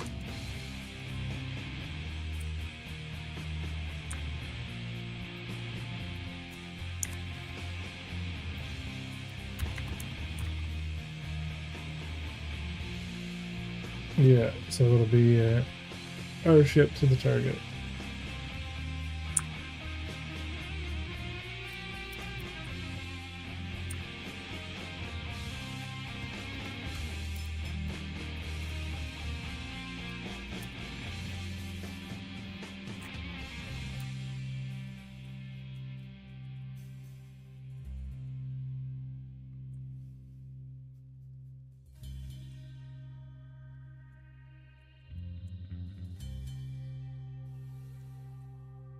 Minus,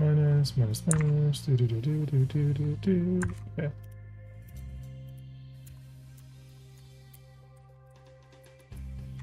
But I think we need our reference. I figured it would just do that based upon our basis, but.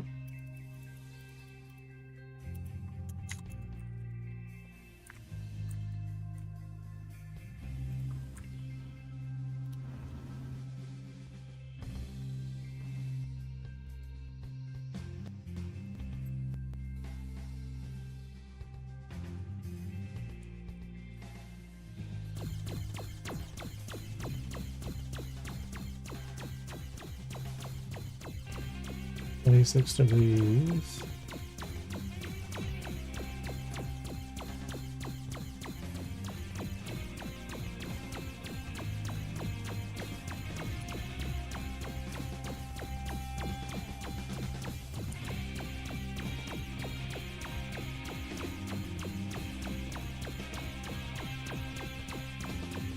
Oh yeah, that's right, because I'm 180 degrees forward. I'd have used a dot from a dot product against the heading if I want to know exactly.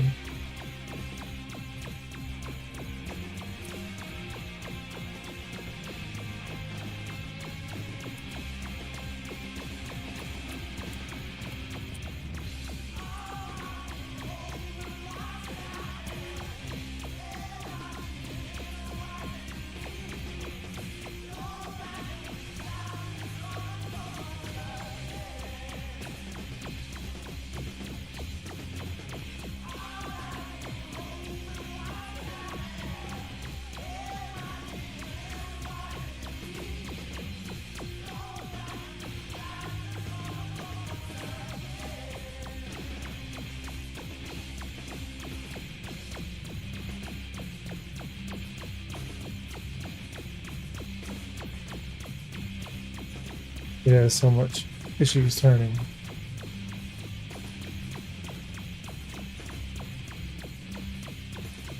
Oh, that's so.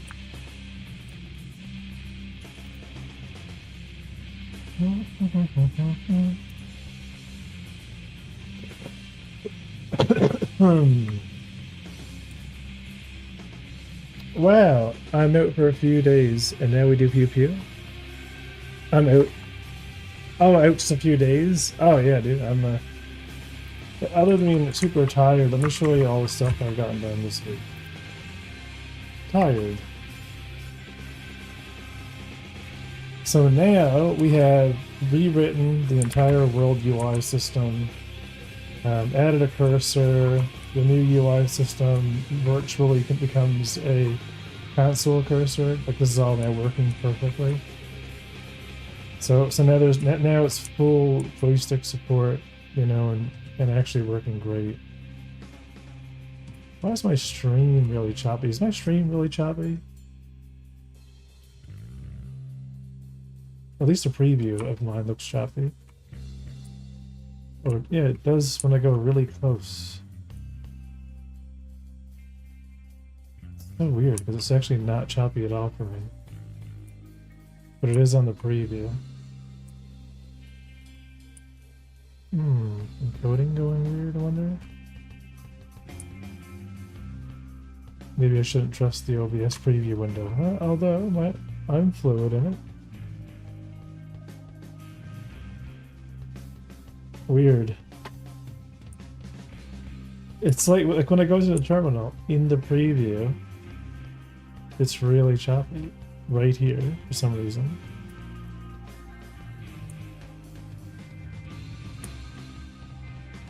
Yeah, that's terrible. I'm curious. That's coming through.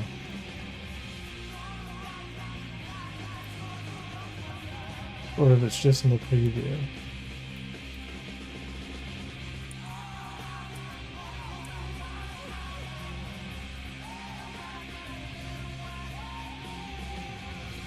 No, it is. It's actually in the stream. I wonder what's causing the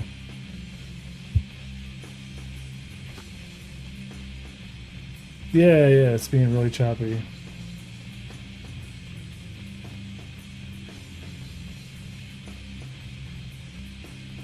Yeah, I'm actually getting them on the camera as well. This is all buttery smooth to me. So I was wondering why. Is it YouTube really slowly doing it too?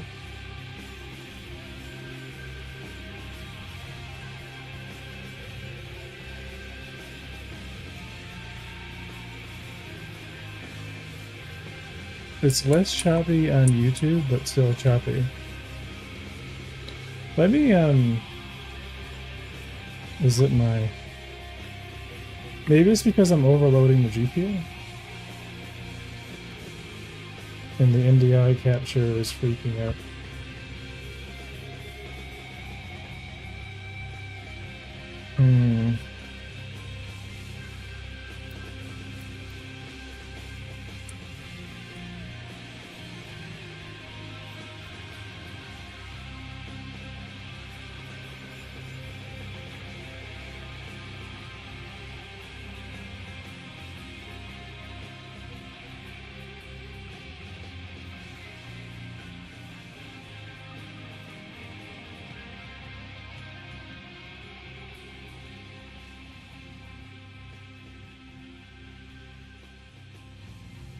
Let me see if I can kill Discord and barrier here.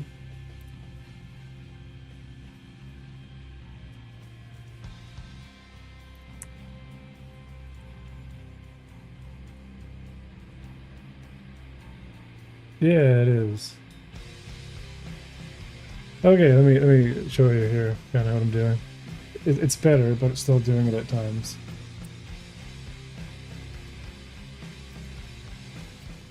Yeah, so the new system, I can just go spawn in my ship. Yeah, the NDI source. Yeah, I gotta get a capture card or something. Or like restart the stream or something. Maybe I'll just let me just restart the screen capture.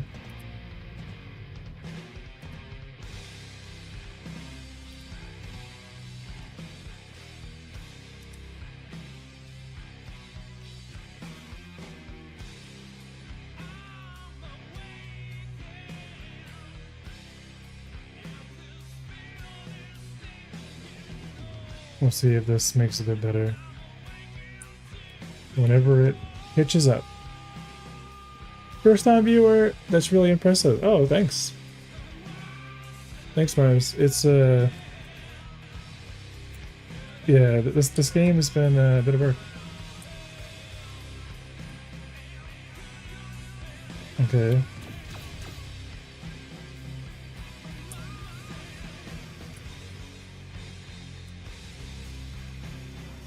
Yeah, I'm definitely getting a lot of chop in the stream. Okay, well, I'm gonna ignore what the stream is doing. It is, it's totally the, look, even this is now using, it's the screen capture. Meh. I'm gonna have to eventually get a, NDI is just totally, It felt okay if you can't, yeah, but now it's for some reason showing up as using 100%. Wait a second. Maybe that's using 100% in code, which is totally fine.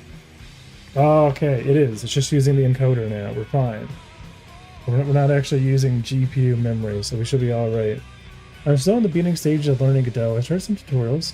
I didn't like using canned graphics, and I went down the Blender rabbit hole. Oh hell yeah, nice. Let me actually show you the game. What you're seeing is not actually the game, surprisingly enough, from a Blender perspective. Yeah, I will show you we will go into the empty test scene just to kind of showcase some of the. This project is called Unforgiven Systems. It was born from my going from Unity to Godot. I wanted to port over all the systems, and I didn't want to completely have to deal with all the assets. So like here's my little shaders that I'm working on. But yeah, like the idea of the game is you can spawn in the space trekking ship. Everything on the ship is customizable. So everything you can take off, all the parts, right? Everything that you can interact with, components. Oh my god, I actually changed the hologram material. Shit. Right? Take out your your engines. Put on new ones. So everything can be swapped out and upgraded. So you want a new fuel scoop, take out your fuel scoop, put on a new fuel scoop, and we're kind of you're golden. You can jump in, you can fly to point A to point B, move cargo around. Yeah, but let's go and actually show you what the game looks like now. So you've seen like mechanics. It's a multiplayer game. Multiplayer is now pretty much working, but it doesn't do it justice until you actually until I show you like my actual art. 80% of my time is spent in Blender. Maybe not now, but it should be spent in Blender. I'm a Blender artist, so this is the eternal battle that you're about to go into. You're about to continuously, never kind of fight yourself for, how an asset should be and how it works, and doing all kinds of design and play testing and gray boxing, and you're just going to be a slave to Blender now forever. Especially given I want to change the design, so now I'm like, going to do the hallways like this now instead. So like everything is about to get totally swapped out again. So this is Unforgiven Space, and this is the ship that you were just looking at. And if we go inside here, this is what the ship actually looks like. Alright, so all the components are actually like, fully, like everything is engineered down to the inch, and how everything works, like the connectors and how the shield faces work and all the subcomponents, and right, like how the mag plates work, and vice versa, right, is kind of designed. So the ship, like I said, you can fully upgrade everything. You can kind of get your own little head, and you can customize it. When you're kind of done, you can bring your ship in and start doing all the work on it. So this is like the real version of that hangar that I saw in the systems build. All your components will be back here in like a little area that you can spawn in, right? So you have access to all your stuff and anything you buy. So you're kind of doing like cargo missions, right, from different places. So you can, every little place has these little terminals, that you can buy and sell from. Gotta get some NPC life here and some social stuff. So it's our own little, dark space world, So this is Unforgiven Space, and it's funded pretty much by Patreon. That's the the spiel. So we have Patreon, Monolithic. That's my studio, and my goal for the summer, I'm gonna try to reach 400. But it's not a lot right now, but I'm just starting, you know what I mean? I'm just slowly building things up, and pretty much the idea is at $5 you can reserve your name and you get access to dev builds. I keep doing dev builds, you know, as soon as we can. So I just did a dev build yesterday, and the goal is to keep doing dev builds until the game is done, you know, and hopefully along the way, as a community growing, you know what I mean, we can all just kind of, you know, play the development, you know, aspect of it together. Is very alpha E. There's no, like, this is not like alpha testing, this is development testing. So, you know, it's meant to yeah, that actually solved it.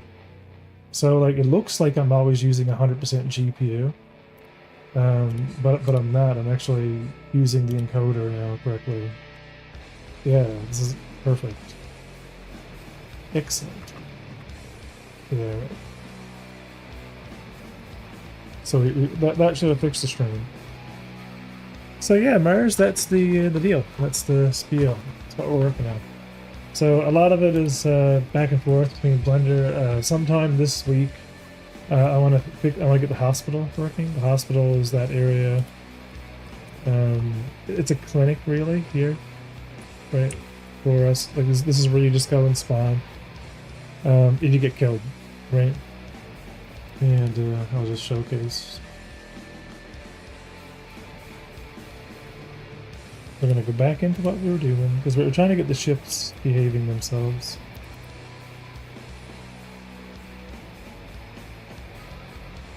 But yeah, Godot's fantastic.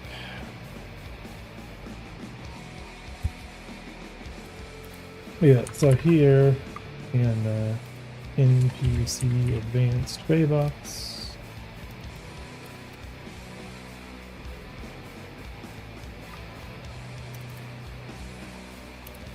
This is what we were working on yesterday.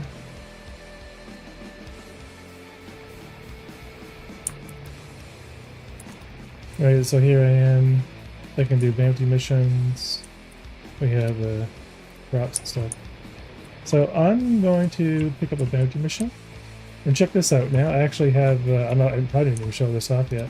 So this is how much credits I have right now. I just have 2 million starting credits. I'm going to, let's do Amiya Roko at 27 credits, so I've accepted it. And so one of these NPCs should be an advanced NPC. It should be her, so go find her. She should have spawned. Oh, I see them. So I'm gonna just disable. Let me disable this guy first, and I'm gonna take them out. There we go. That's them, and the mission's been complete. And if I go look at my credits, look, we've made credits. We made 2,700 credits. Not a big deal, but you know. Rip what? What do you mean? Them? So anyway, let's get into a fight, and I'll show you what happens when we die. Whoop. Oh,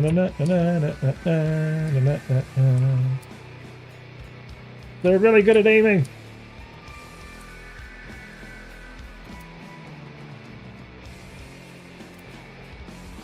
Oh.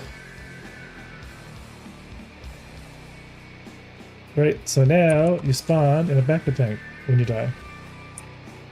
Right, so now we're kind of back to, you know, so every time we die, it'll find the nearest medical module, and then from the medical module, it'll assign us to a healing tank, and we're good to go again. And so we can just do missions right now and collect credits. It's not like we're not winning the game of the year here, you know, for innovation or whatnot, but we are able to spawn a bunch of these and you know, farm some money. Imagine installing a healing tank in your own ship. Shh, that's a thing you can do. That's a part of the rescue gameplay.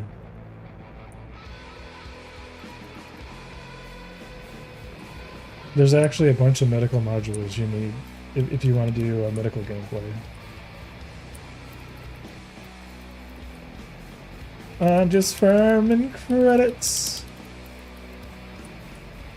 Farming credits. Oh, free camping. I mean,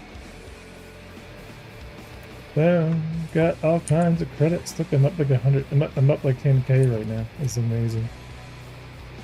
Or planting C4 in an enemy healing tank. Listen, now you're talking. So I'm loving this now. Like the UI is coming together. I can use controller support. You know, it's still nothing crazy, but you know, I'm trying to get the systems online. I also hate that my FPS is really bad on the stream. And it's totally not like I'm getting like probably like 200 to 300 FPS here. I can literally play hot potato. That's how fast my FPS is. But you guys aren't really seeing. Hello? Uh-oh.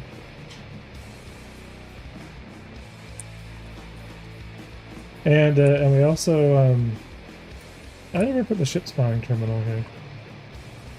Thanks to Fixius here on the stream, we now have a missile camera. I did go in and add an async await on each iteration of the missile camera. Now it goes tit tit tit tit tit tit tit and then launches them. And it actually looks great because the last one takes over the camera last. So like the others are already kind of trailing ahead. So you can actually see the cluster of them. And yeah, it's pretty good. I'm a fan. But anyway, now we have to actually go in and do math and friggin' dot products and how far above and below. And hey, thanks for the follow. Welcome to the convoy. Welcome to the come in, have a seat, have a cigar. It's just blackjack and hookers here, in a space game.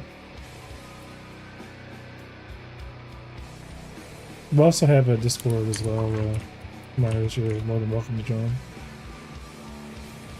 And I should take the time. I'm trying to start multi-streaming. We want to get more eyes on the project. So I'm also going to go take some time to wipe my Captain Revere Facebook page. Because we really need to get the Captain Revere Facebook page to 100 followers. Good. So right now we can spawn the ship in. The enemy knows the ship is spawning. It's slowly heading towards the ship, but it's really dumb. We can target the ship. We have the new indicator. So, like the direction of the ship. And,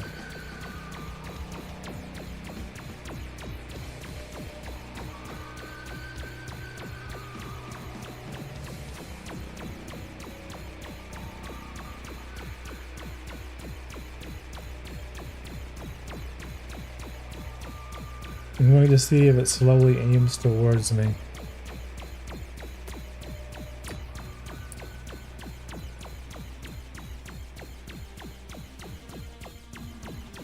Is its turn rate that bad? In general?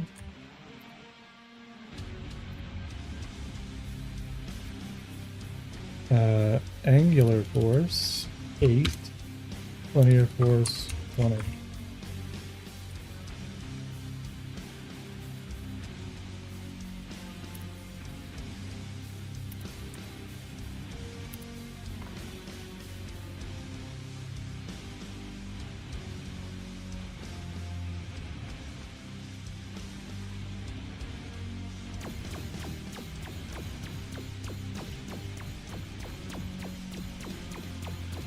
Yes, its angular force is that bad.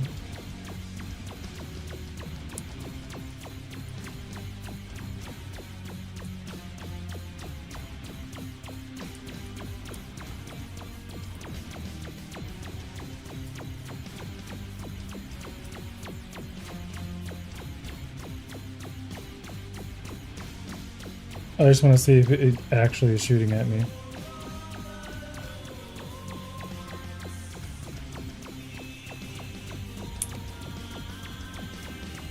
Oh yeah, no, he is totally firing at me.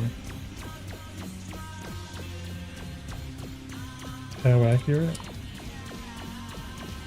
Oh yeah, no, yeah, it's just the limitations on the turn rate.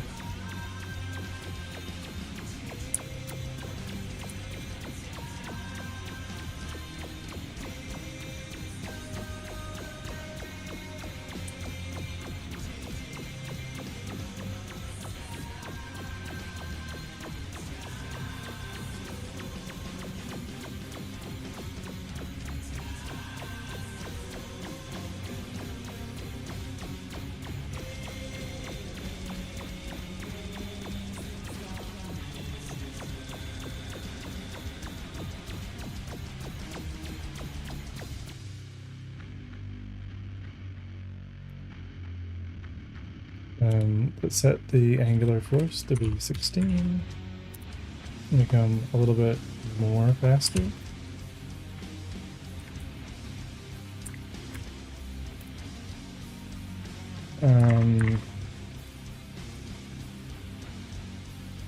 Yeah, okay. Just so many things I need to do. I don't want to make them too maneuverable right now because I have them limited for route testing. Let's see how aggressive it is now.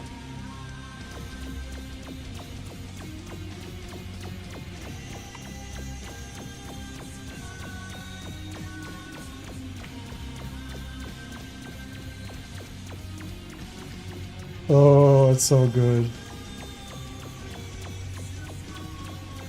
Boom. Okay, cool. And because the navigation mode in combat isn't doing, like, checks on gravity... Wait, yes it is. Why are you arriving? What are you doing? Wait, what?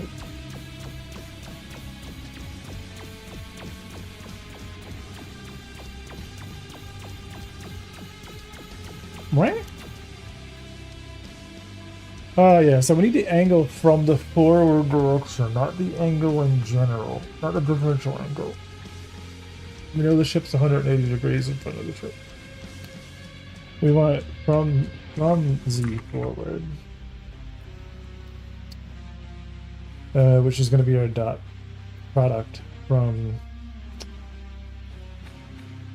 the heading vector, which is like the ship navigation. So like we need, so here to tell if we're in front or below the ship, whereas missiles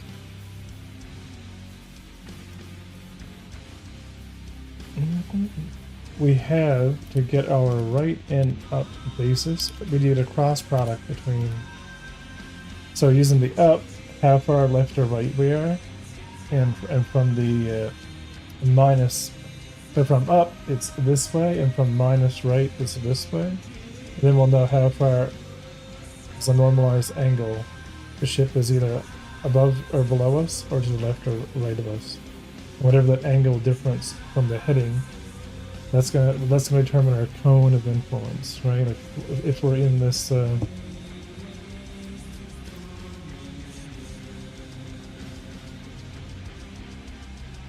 because I might so from the convergence point to offset from our heading, our right and up.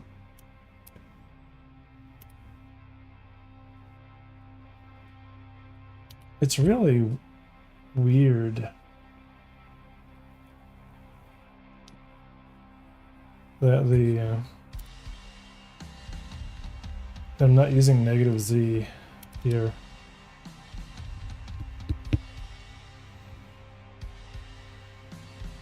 Am I just doing all the math and then inverting it?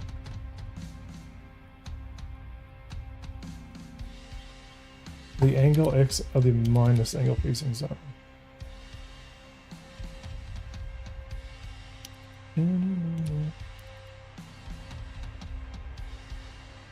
Yeah, because I'm normalizing throttle input.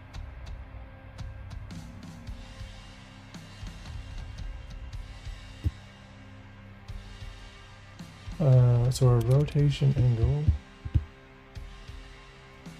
is our Euler. Oh my, I'm so tired.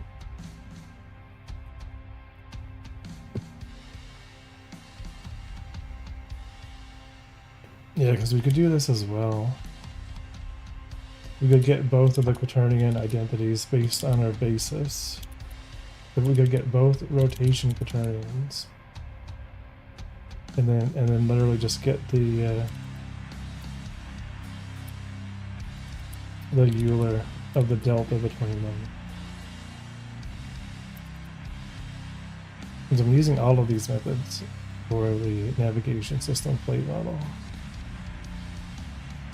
I don't really think, because I don't want to break up the, I don't care if you're above or below, or to the left or right, or up and down. I just want the angle from the heading.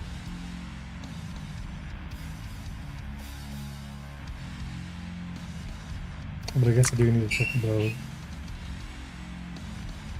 Let me check, because I think we can use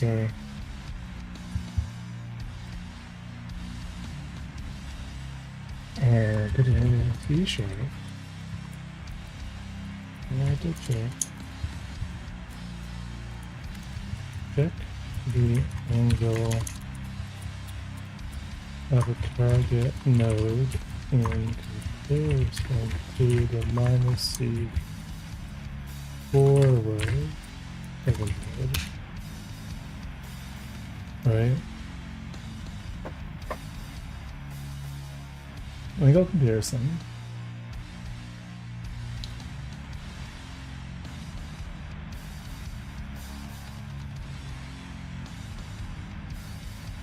Oh, okay. Yeah. So it's our forward dot. All right. So this is okay. So this is what we did before. So our forward is our node direction target forward. Our direction to our target. So our forward versus our direction to target. Normalized. Because our basis is okay. Is normalized. And instead. Right, we're doing our angle cosine to our forward. Okay. Yep. Well, this is in radians, but yeah, that works. Yeah, less math. Less math. NBC shift weapons. So in fire, we don't need to get the angle. That's going to be instead our forward. It's going to be our ship.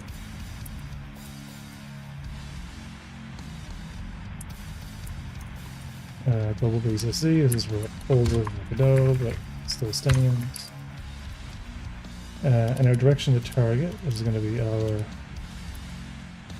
target global transform origin minus ship transform origin normalized, and then our angle. Hey, propagation, long time. How's it going, man? And then this was changed to literally 2 degrees. So we have arc cosine. So our arc cosine in radians. And we just need to cast this to right. So radians to degrees for our arc cosine from our forward. So the dot of our forward, which is our own forward, compared to the direction normalized. So this should be the actual angle.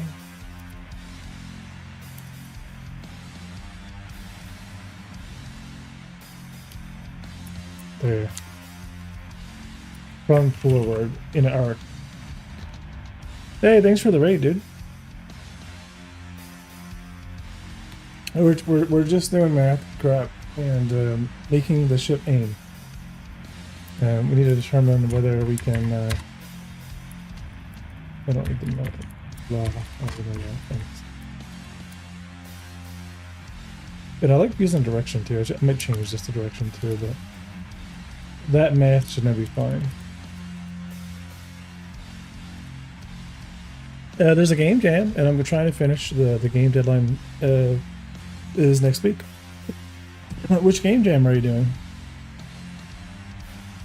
I suck at doing anything math related when I'm tired. Like, it's crazy. Oh, 100 degrees, 90, 80, 70, 60, 20 degree offset, 1 degree offset. Hey, why are you aiming at me? What are you doing? Oh, it was overcompensating. It's aiming at the ship. We're good. Okay, good. You know, our ship is not taking any damage right now. We have not got our health system. But, and for some reason, the AI is getting inside the landing zone and considered to be landed. So it's like, oh, you need an approach vector for some reason, even though it doesn't need an approach vector, but whatever. It's because it is in a gravity volume. It's considered arrived at the station, but that's fine. Let's go. Let's go bait the ship around. So the pirate has been active, and we'll set up that cone here in a second. If we don't get it blown up by the time we get out of here. Oh god, he's coming. Ooh, okay, he's quick. I'm being dogfighted. Hey, can't get me. I turn faster than you do. I turn faster than you do. You can't get me. I'm gonna have lead hits working. You're getting blowed up, brother. Getting blowed up. What are you gonna do about it? Your shield's gonna go down. You're about to become toast. Get wrecked.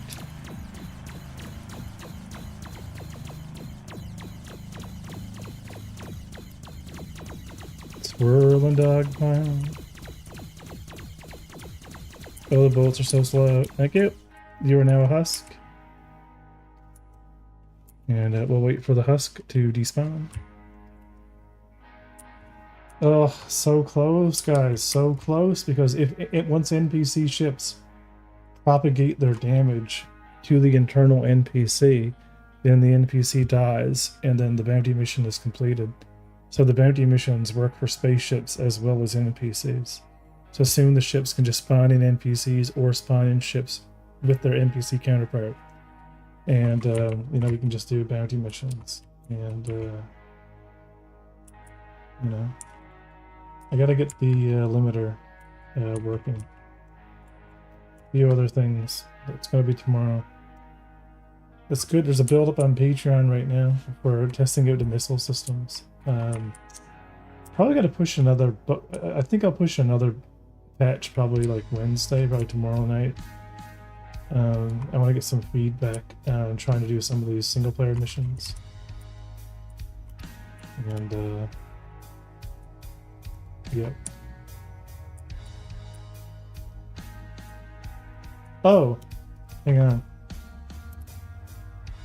Let me show you the missiles. And then we'll get ready and we'll go ready to summon. I'll show you guys the missile, check it out. This is for you, Fixers. Spawning in my ship. I need to actually add the item ports as well to the actual missile racks so that they can be, you know, missiles can be removed and put back on, but I mean, not a big deal. Oh. So what I've created is this new target indicator. See the red pip? Right, that's our target indicator. I'm dogfighting. Look at the red pip indicator. And I'm trying not to get blown up by this stupid ship, and I'm about to drop a missile. And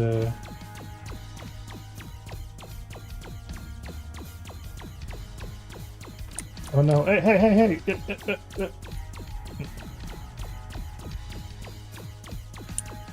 target is moving too quickly because it's dodging me. Haha! Get wrecked! Yeah.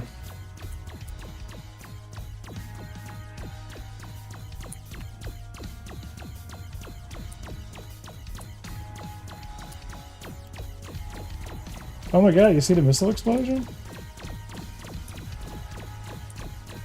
Get wrecked, ship becomes salvage, let's go. And anyway, once I get all the NPCs, what's cool, Antics, is very soon I'm going to create the different colored versions of the NPCs. So I'm going to create the salvage NPC. I'm going to create the trading NPC. I'm going to create like just a white NPC, you know, the different mining ships. I'm just going to put them as NPC ships, like a orange and like a brown for like gas mining versus and then just gonna flying around. It'll be just like the demo, but in reality, you know. It'll be just like those ships will be going from navigation point to navigation point. I'm just gonna have a bunch of these little placeholder stations with a lot more landing pads, and they're gonna be doing their thing. Look at the speed indicator. Look at the speed indicator, Antics. We have a subscribed system for. Yeah, look at how great the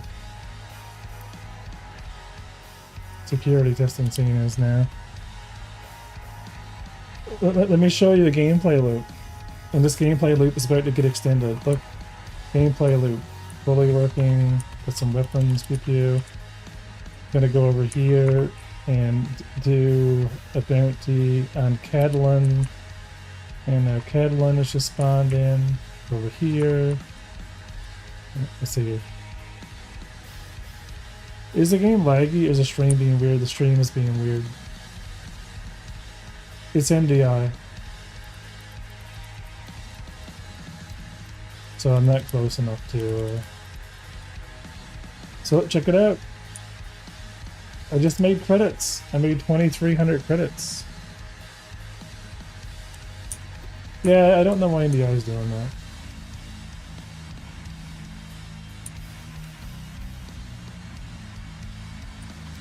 But yeah, I can just go and let's do 2,928.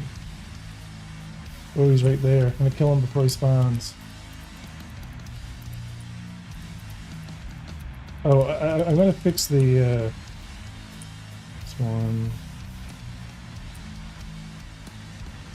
Someone just shot me. Another wander over here. NDI doing NDI things. Check it out. Do. Look at how accurate they are! Oh.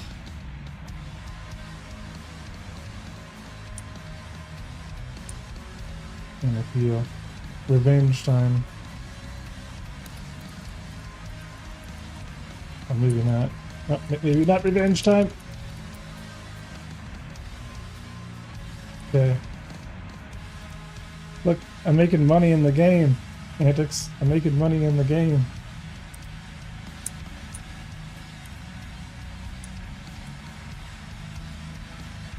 Anyway, so what's new? Check this out.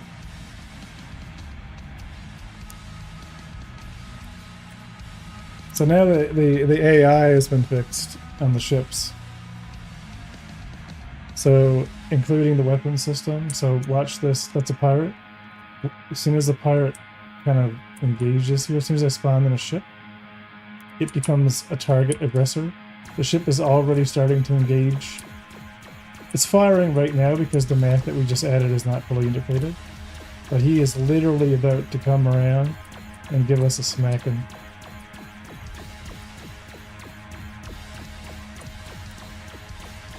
And we can target him. And the indicator works.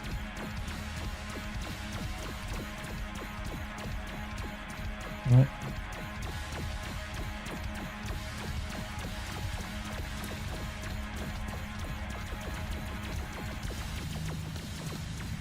I have to lead this guy really. There we go, there we go.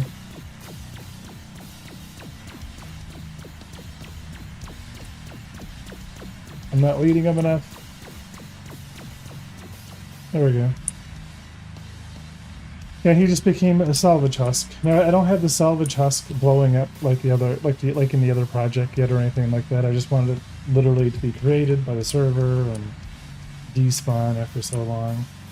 But yeah, so and I refactored the systems, the space managers, so we can, you know, the idea is the depending on what type of ship, like what the ship type is, the ship wakes up, finds the station manager or the system manager for the star system and configures itself. So I don't ever have to go in and open up the prefab like and change a bunch of stuff, right? That behavior, you know, ships are created on the fly, given a behavior, and depending on whatever their type is. So like when the ships spawn into a station, it gives them all the waypoints in advance. So the AI already knows all the different routes, like all the different space objects that it can go to, and it'll start doing its own logic. So it'll start like, you know, if it's a combat ship, or a pirate ship, it'll automatically pick a target NPC to go and attack. Right? If it's a security ship, it'll just go and try to find a pirate. If it's a trading ship, it'll just go near a station. When it gets to the near station, it'll go on from there to the next station. Right? So the idea is, as ships are spawning in, they're being tasked roles by the system manager automatically. So then, whenever I shoot them and I get aggro, right? Like the second I fire at a pirate, or I'm in the scanners, the sensors of a pirate ship, its state will change, and then it'll go and deal with me. And then once I've been destroyed, it'll go back doing whatever it was doing. So those systems are going to be what I work on. Yeah, overall this is great, and multiplayer now supports the new UI system and cleaned up all the focus stuff. There's no more interaction mode. This is going to be disabled now.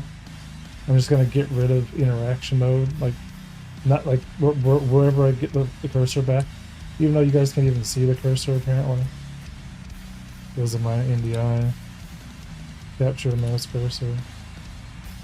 Yeah, so like this whole, you know, like losing focus, that's not going to be a thing.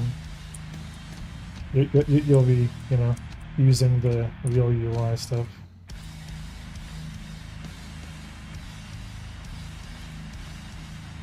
Let's find my other ship. I actually lost a ship.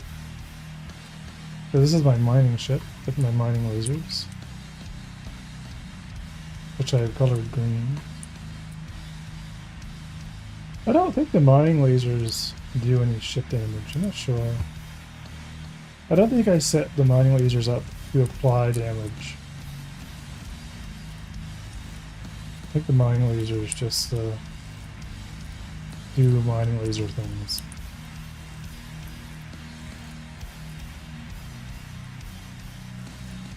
I think they destroy rocks though. I think they impulse damage into the rocks at a certain frequency. Yeah, so mining. Good, man. There's a lot of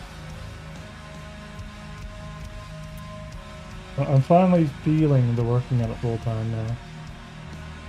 I'm seeing the it's taken me a couple of weeks to kind of like get a feel for where I am. But I have a feeling this bug, I'll check this bug.